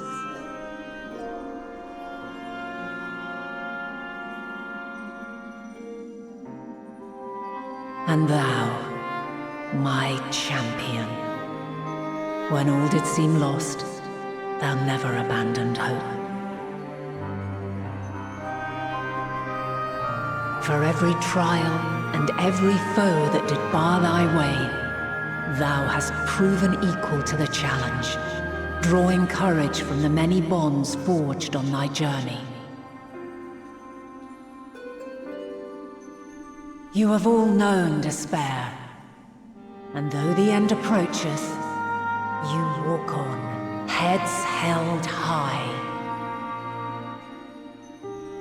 Therein lieth your power, the strength to silence the song of oblivion.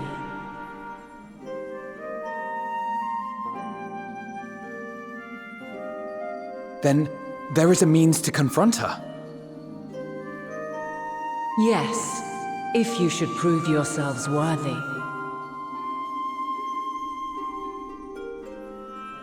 Hark!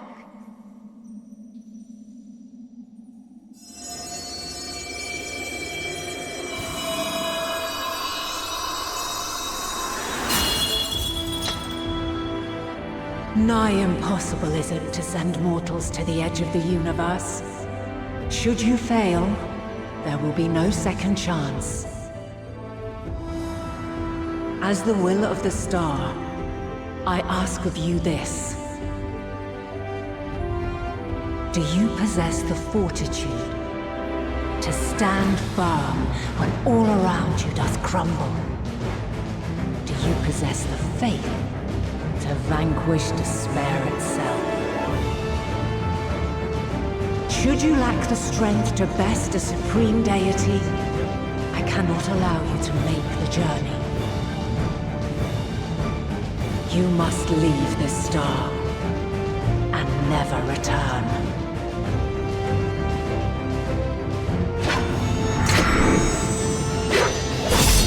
Prepare yourselves. Prove ourselves worthy, eh? Sounds straightforward enough. Aye. No room for confusion there. In any case, we've come too far to back down now. I am of the same mind. What power I have, I shall bring to bear. The three of you seem to be forgetting who we're up against. It's not every day we battle a divine being of untold power. Well, not quite every day. Do try not to get underfoot. Needless to say, there'll be no margin for error. Let us hold nothing back. For the people of this world and those beyond the rift.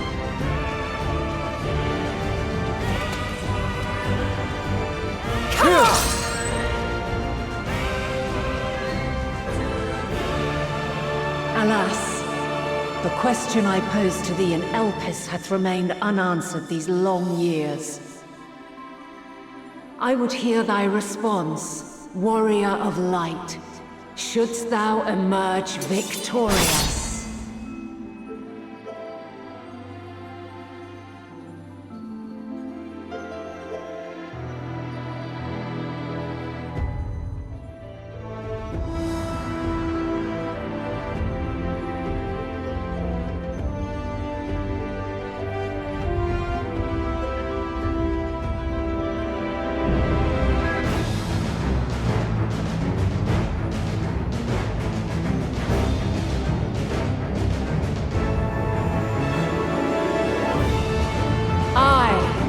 The last of my kind shall test thee. Come, prove thy worth!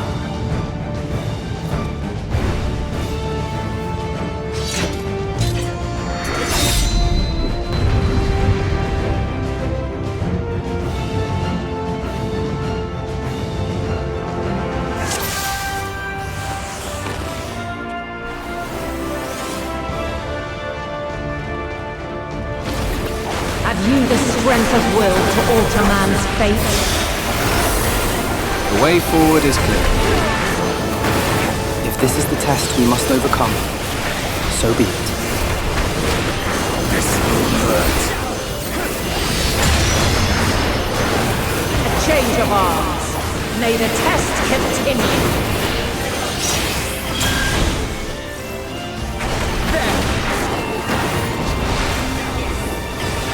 Watch closely. Ether's flow. We're near or far. I see it. I will not hold back.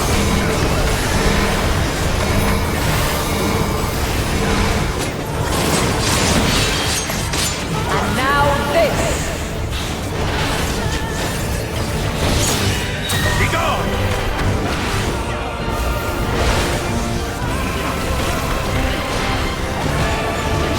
Maintain distance. Allow me. And then... We must be patient. Nighttime yield. Don't fight! Crystals of light. To me. What is she planning? The elements in perfect alignment.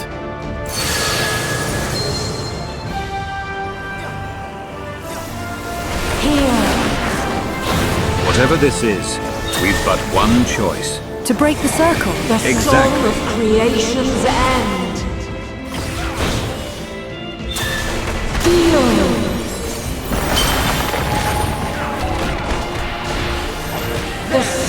sorrow at hope's demise. The suffering we've witnessed only strengthens our resolve.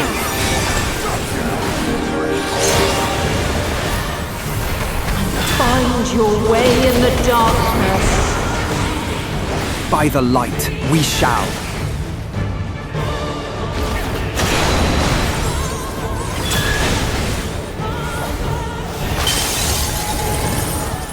Follow your light. Or fly, my children, and never look back. Get behind me! Brace yourselves.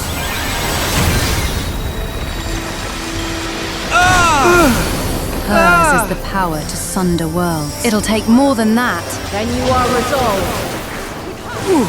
I'll feel that one tomorrow. We're all standing, yes? We are indeed. For better Aye. or worse. All accounted for. I've got plenty of fight left in me.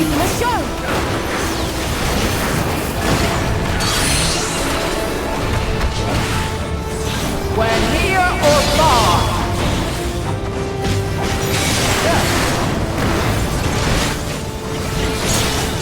We're high or low.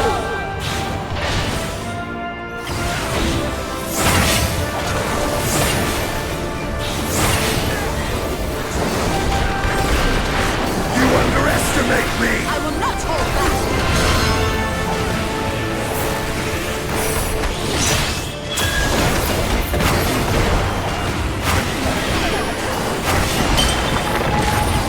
I will not hold back.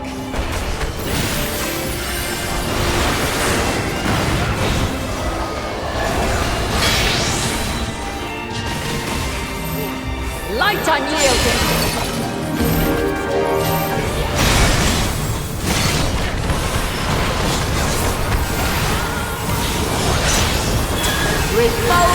Watch where it splits, Sally says.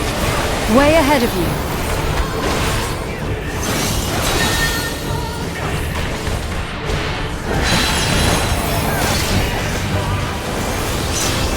Succumb not to fear. You're fine.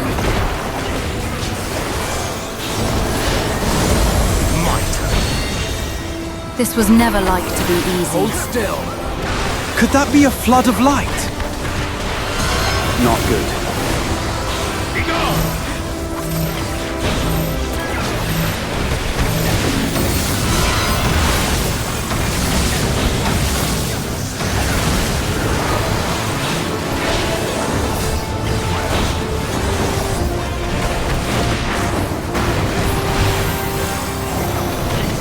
Make ready!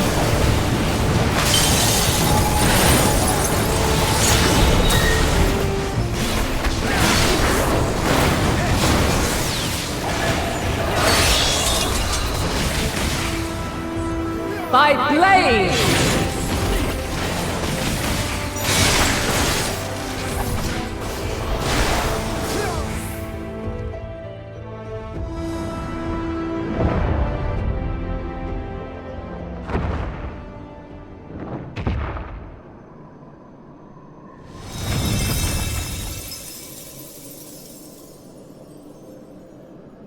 At last, man has the strength to.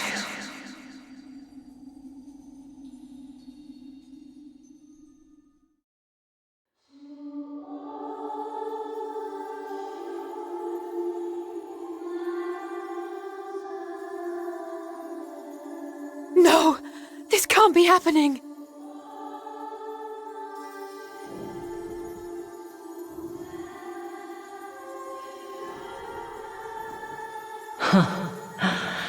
Though my power is in constant flux, I have always kept a reserve for this very moment. It was a true test of your prowess. You have done well.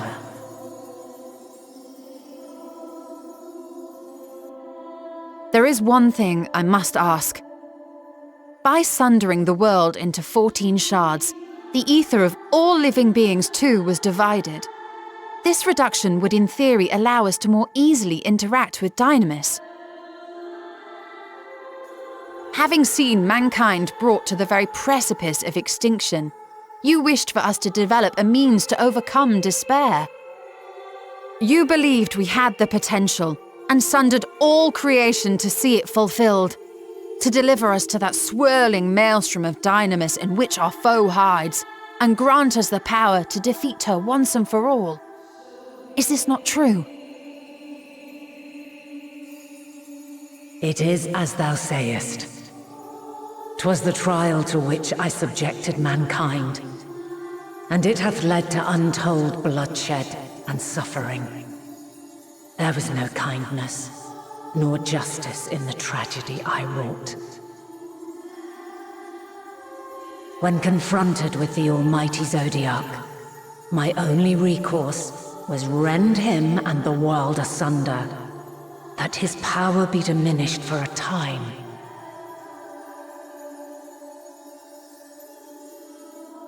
And so it came to pass. Now you, my chosen, have surpassed my expectations, surpassed me. I entrust the fate of the universe unto you.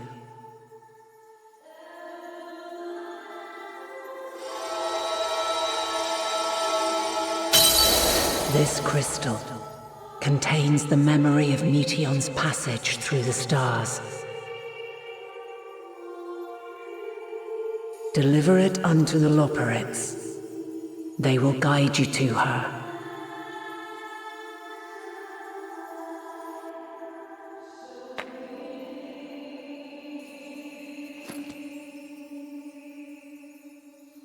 Though they may be capable of crossing great distances, there is a vast difference between traveling to the moon and the furthermost reaches of the great expanse.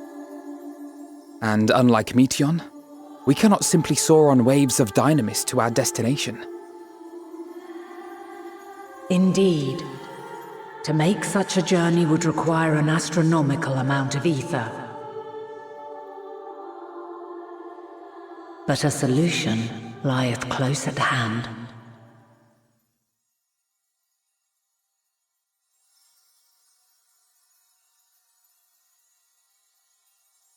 Of course. Yes, my child.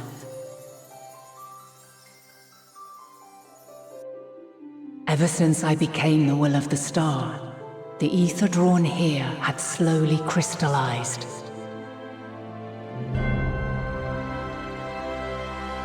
They who have answered my call know it well. While I have remained hidden, it hath become the embodiment of the planet's will in my place. A faceless, omnipotent force of nature.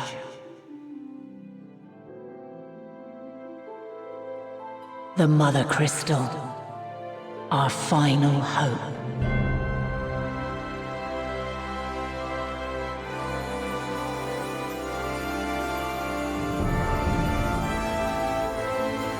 Alas, I can do no more. The fulfillment of this task doth fall to you, my chosen.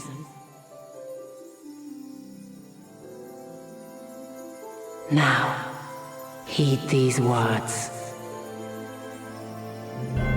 Darkness and light, despair and hope, as goeth one, so goeth the other. Become light, become hope.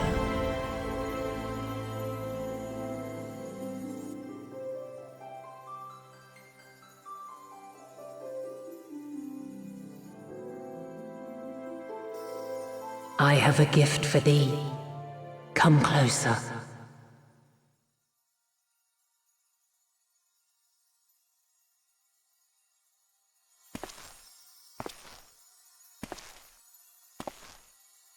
Long have I searched for a means to safeguard the future of this star.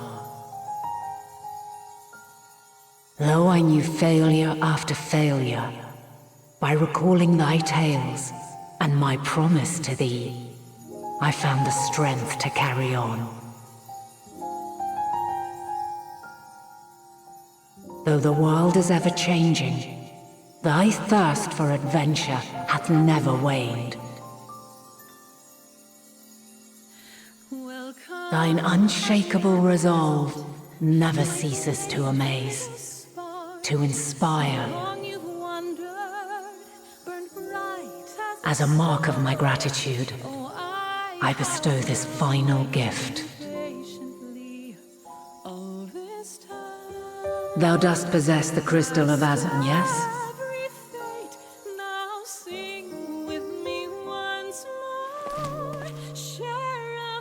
As Hydaelyn, I reside over the forces of stasis, tranquility, peace. The laws which impart stability to existence itself. I will weave this self-same power into the crystal, granting thee mastery over matter, to give form to the formless. Use it wisely, or it will not last indefinitely. As thou hast seen on thy journey through the ethereal sea, souls are drawn to thee. Mayhap this trait will prove to be a boon rather than a hindrance.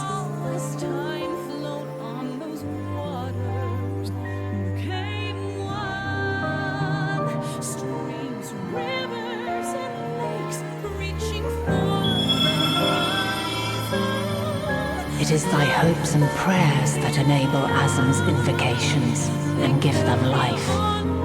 So keep them close. But pray, remember this. When the way forward is hidden, even from the mind's eye, look not to the invocation, but within yourself. These were the words of the crystal's original bearer.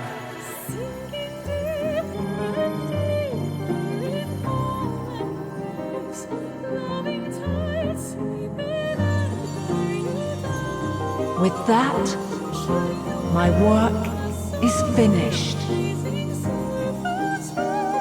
Fulfill our promise.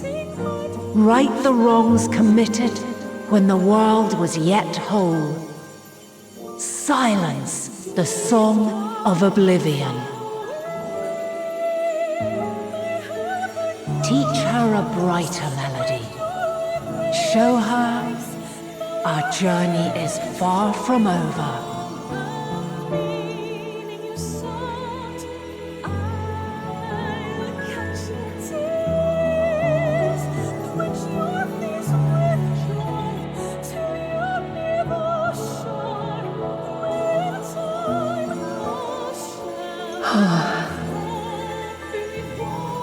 Of this, I have no doubt, for yours is a light brilliant beyond measure.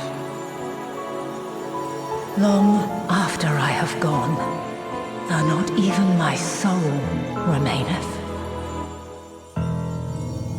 my love will be with you forever, my dearest children.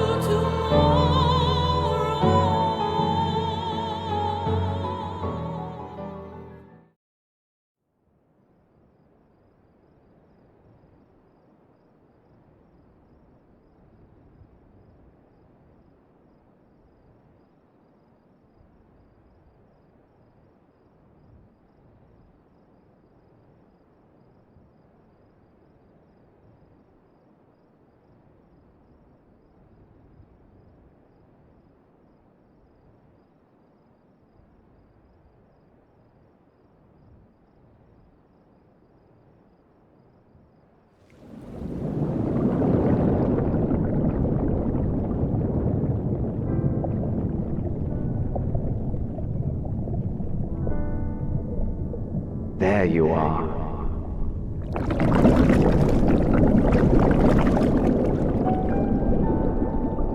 Some time indeed, yes. For you, at least.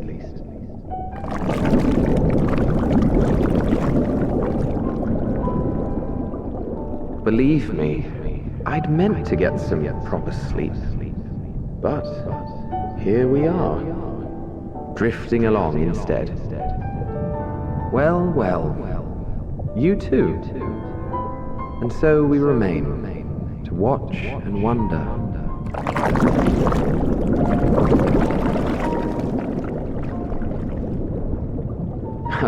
Yes, indeed.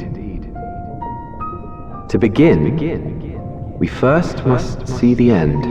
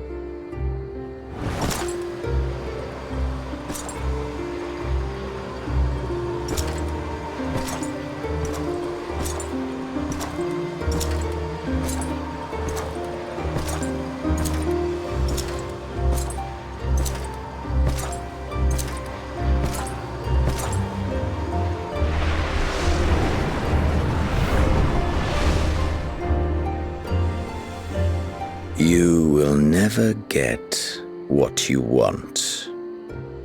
Not even the battle you pine for so dearly.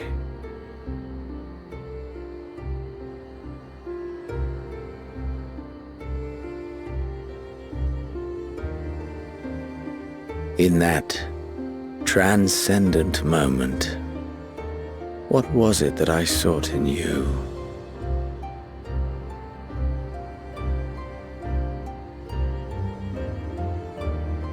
And what was it that you sought in me?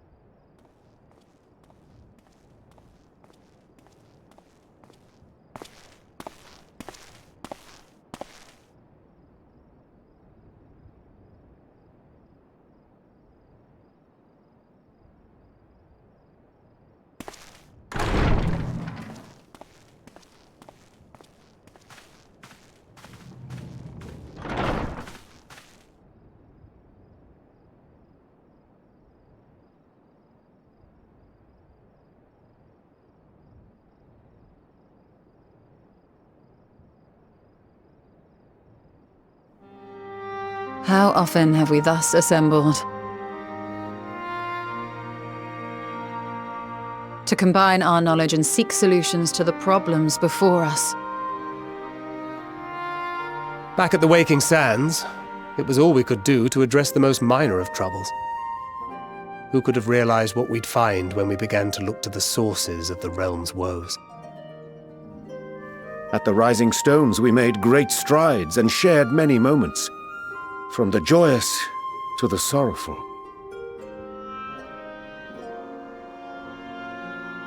We've had occasion to call other places home too. Be it Ishgard or Kugane, we were fortunate to find sanctuary wherein we might take stock and continue our fight.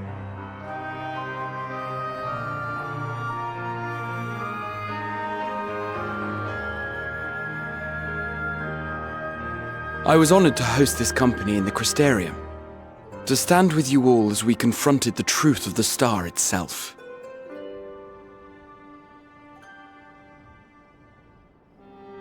And now from this place, we go to fight the most important battle of all.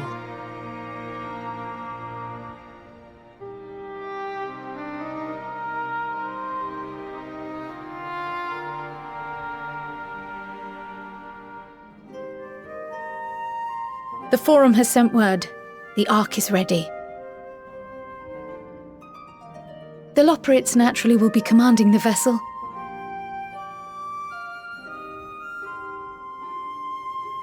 They will see the 8 of you to Ultima Thule.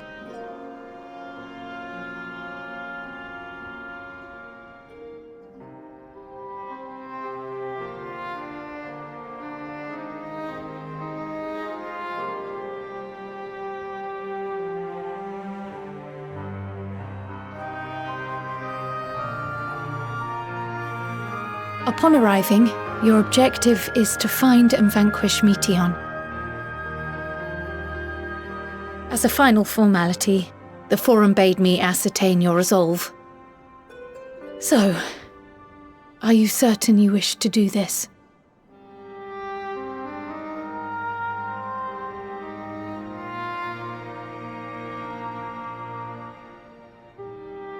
We are.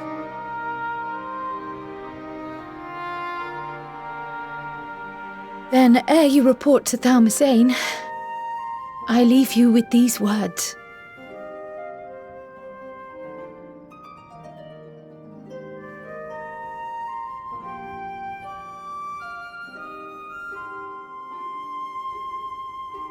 You must triumph. What that means will differ for each of you.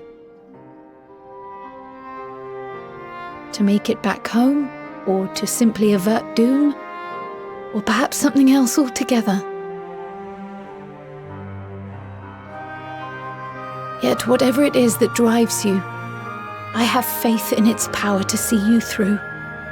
So please, triumph.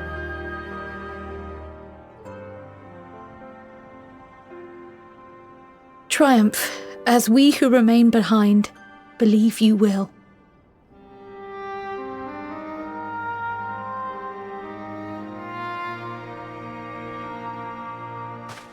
Let us be off then.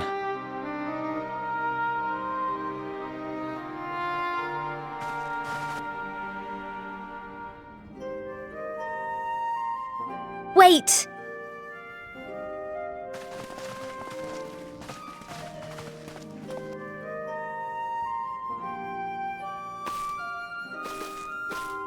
Both Kryl and I will be there to see you off, but as your receptionist, I feel I need to say this here.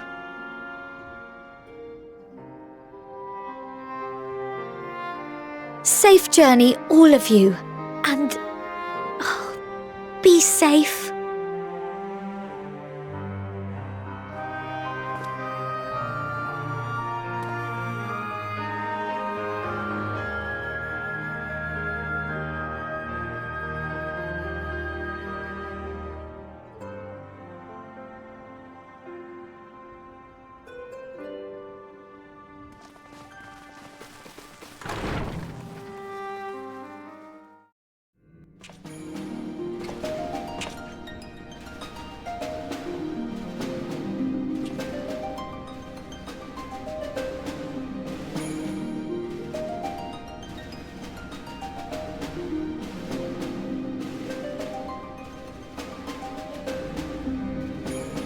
All present and accounted for?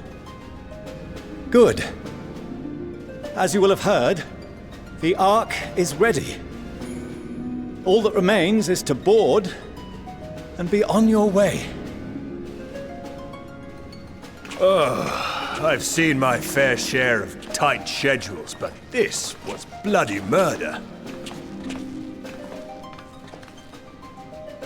But we did it. We finished the ship. It's safe, fit for purpose, and looks good to boot. Aye, it's a garland through and through. I really don't know what we'd do without you. Thank you for everything. Well, the work was hard, but we've learned a lot from it. After all, it's not every day you get tasked with building a starfaring vessel. In case you're wondering about payment, the ongoing existence of the world ought to do. But feel free to throw in a colorful recounting of your journey on your return.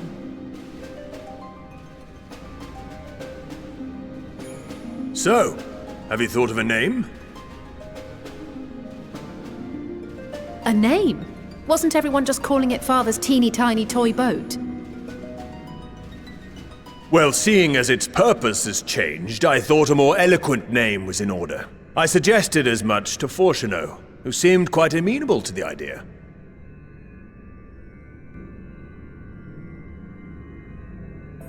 As you know, this vessel is the culmination of heretofore unprecedented collaboration.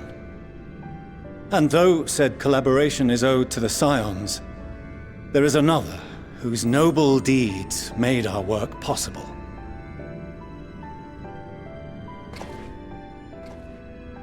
From a fragment of Dalamud, we obtained not only advanced materials such as refined adamantite, but the knowledge to traverse the stars. And this fragment would not have found its way to us had the Archon Louisoix not fought to protect this world, and in so doing, laid down his life. Now that the vessel stands complete, I cannot help but wonder if it was more than mere happenstance. If it was my father's intention to guide us here. In the hopes that his guidance will see you all safely home, I name the vessel after that self-same fragment of Dalamud he delivered unto us.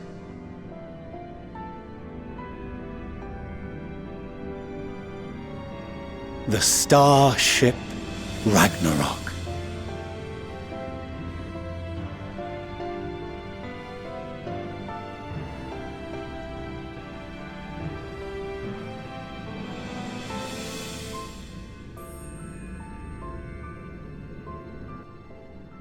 Sorry for the wait.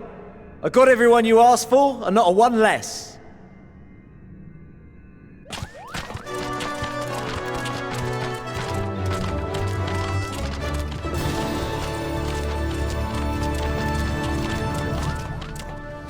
What are you all doing here? Oh, I invited them. The representatives of those tribes with religious inclinations. You've done a fine job of readying the Ragnarok, but for it to take flight, we'll of course need the power of the Mother Crystal. Given its immense size, however, transporting it would be an absolute logistical nightmare, not to mention we'd need to shatter it into tiny shards for feeding to the engines. But a brilliant idea came to me. We convert the crystal's energy into forms that can transport themselves!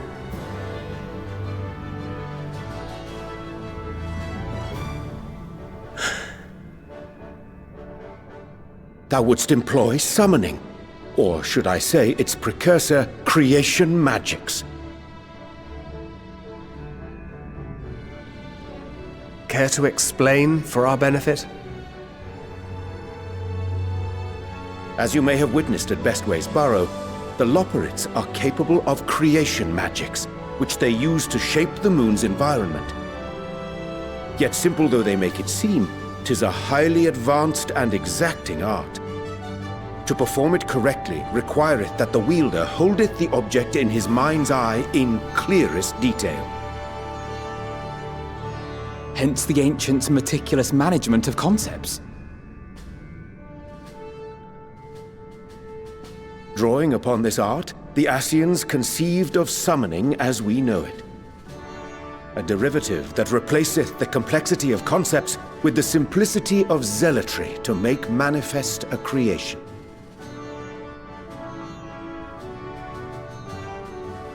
I see. By combining the Loporrits' magics and the tribe's faith, we convert the Mother Crystal into primals of purer form and greater obedience. Summoning as it was intended, one might say. Indeed! Indeed!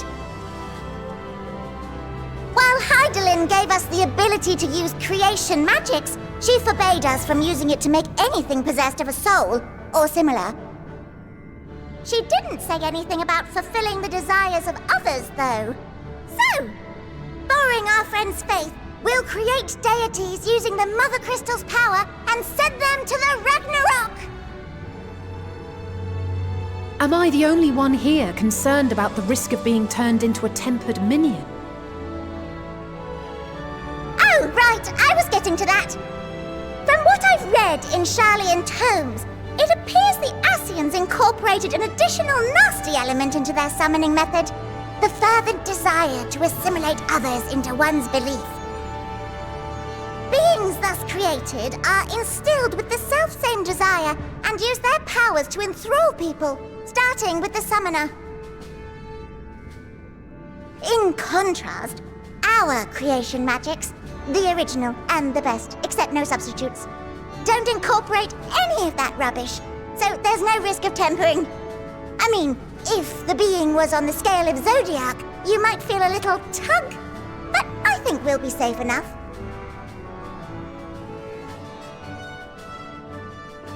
Truth be told, I do not understand the intricacies of this plan. But none of us would ever turn our backs on you. When the avatars of our faith ran amok, you intervened without decrying we who birthed them. Where others vilified and suppressed us, you offered understanding and friendship.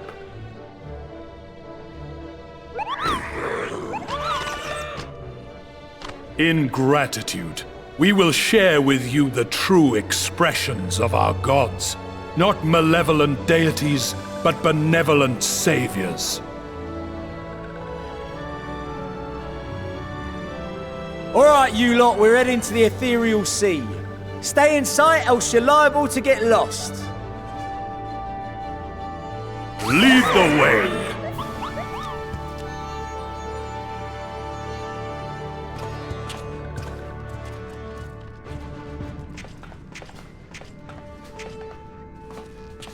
May we have a moment? In anticipation of the day man might journey to the stars, we developed these.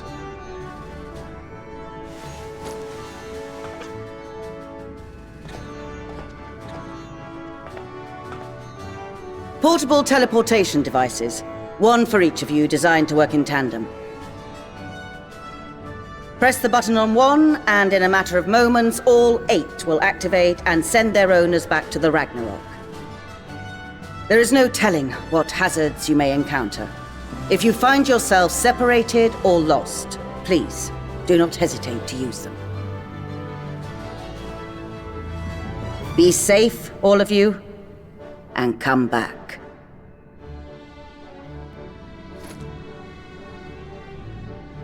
You as well.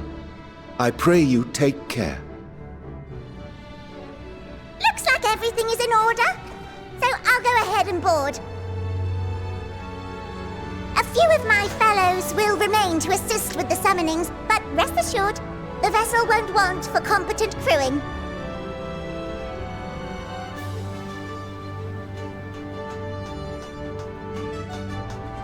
If you are ready, then you should board as well. Go, and Godspeed.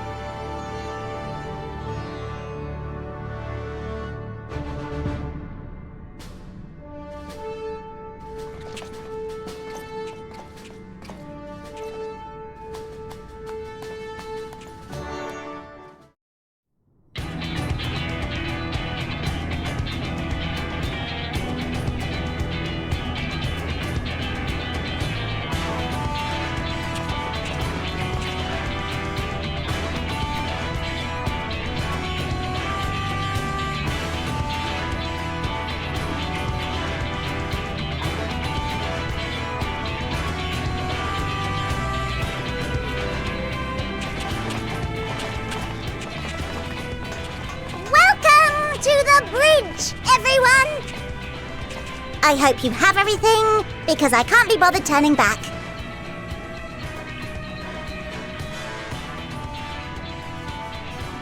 Right then, make yourselves comfortable. We're setting off in just a moment.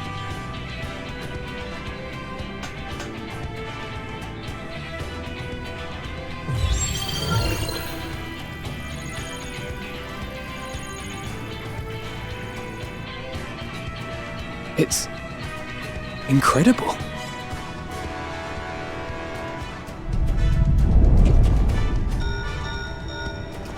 This is Fortuno. Can you hear me? The preparations for the summonings are complete. In accordance with the 14th phase of the plan, we have moved the Ragnarok to the launch site.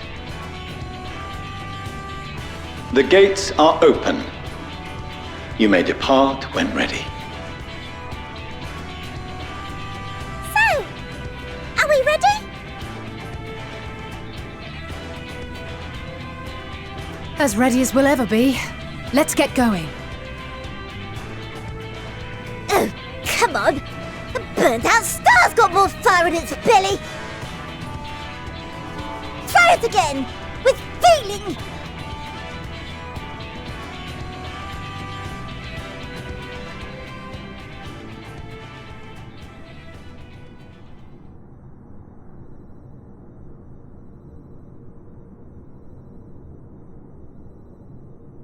Me? But I... No need to be coy, brother. Do it, and do it well.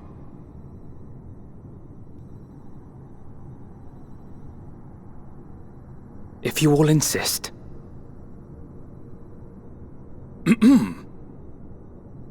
Onward unto the distant stars and beyond! Ragnarok, engage!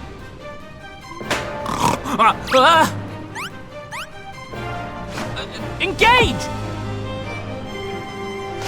Engage!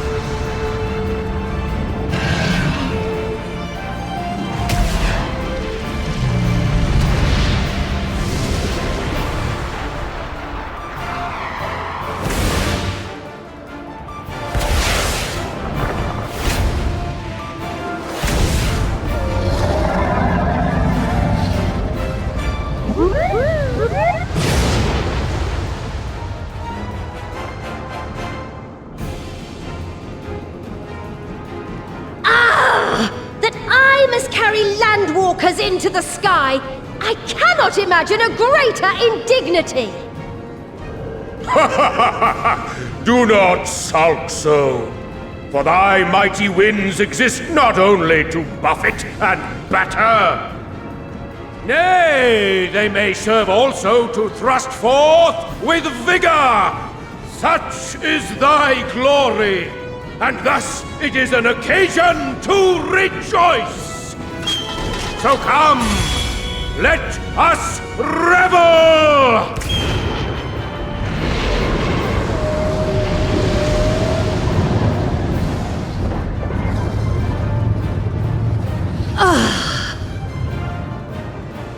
So long as the wind blows freely, I suppose all is as it should be in creation.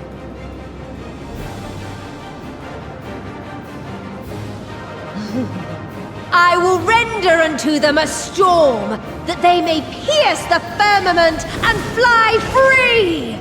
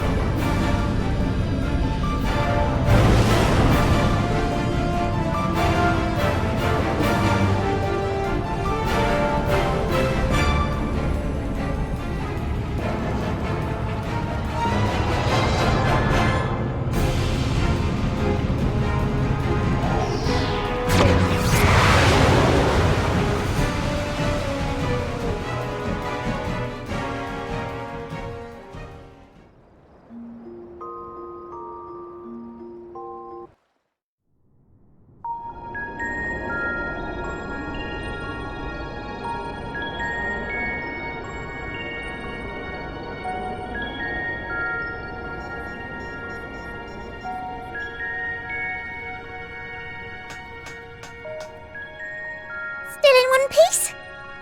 Good. Sleeping Way? Report? All's well. Fantastic, even. Thanks to the power of those primals, the engines are roaring and we're ripping along. All values are also within protected ranges. Time to destination is 8 carats. Perhaps 7 at a pinch.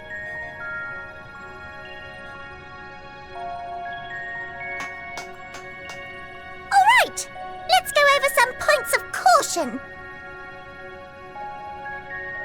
Our destination, as you know, is Ultima Thule. Lest you wonder, the place is not a star so much as a patch of emptiness. That's the extent of what our equipment could determine, anyway. From what we know of Meteion, she's likely used Dynamis to obfuscate her location. So, in conclusion, we'll only know what's there when we get there. The crew and I will see to it the ship's ready to take off at a moment's notice. We'll support the search as best we can, but it'll be your paws on the ground, assuming there is any. But everything will be fine, I'm sure. Hydaelyn believes in you, so you ought to believe in yourselves. Just don't do anything I wouldn't, like waiting too long to use those portable teleporters of yours. Personally, at the slightest sign of trouble, I'd mash the button to bits, and you should as well. Understood. We promise to be careful.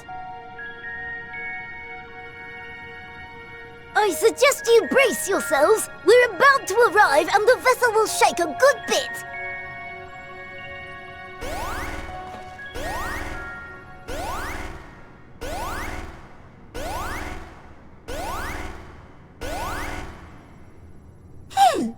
What is this? Something is...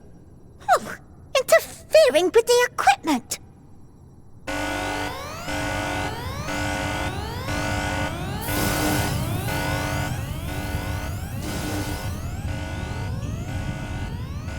Greetings.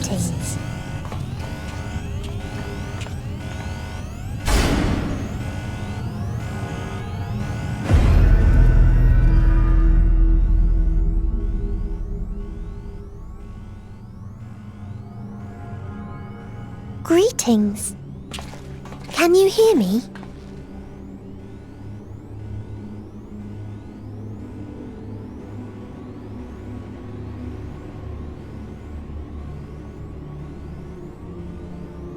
So this is Meteion.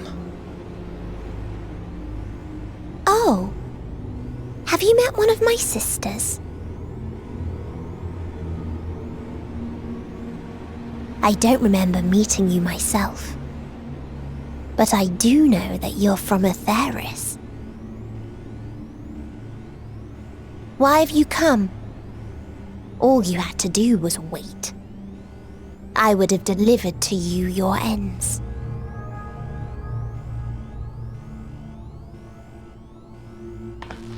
We didn't ask for that. I don't understand. All life is destined to end. Why choose to prolong your suffering? Effort, ambition, love, they amount to naught.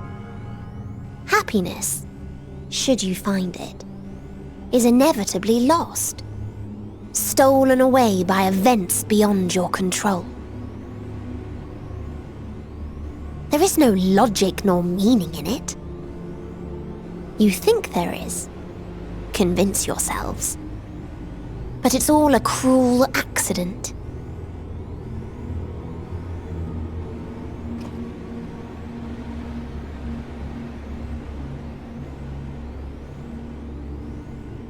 Come now. I speak the truth. A truth you would recognize if you looked up at the night sky. unbroken emptiness. Cold, dark, and silent. Your world, like every other, is but a blemish upon its perfect fabric. Life is an anomaly. It is unnatural and cannot continue. The sooner you accept this, the easier it will be. Just to be clear, we're not here to argue with you. We know that life is fleeting, and that in the short time we have it, we're not assured happiness.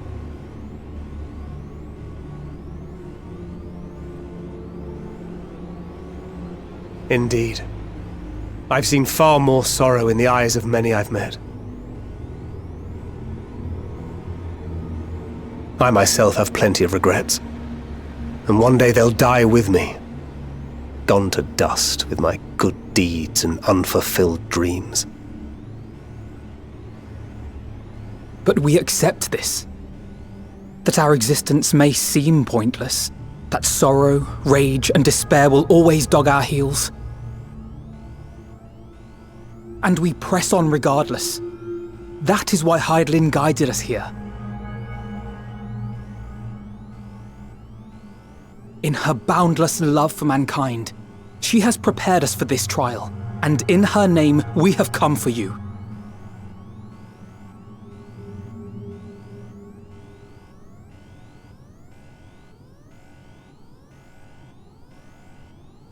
Yes, I sense it.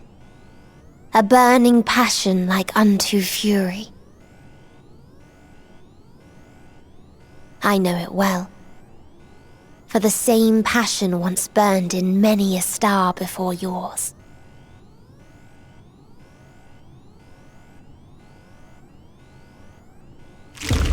Suffocated and extinguished now.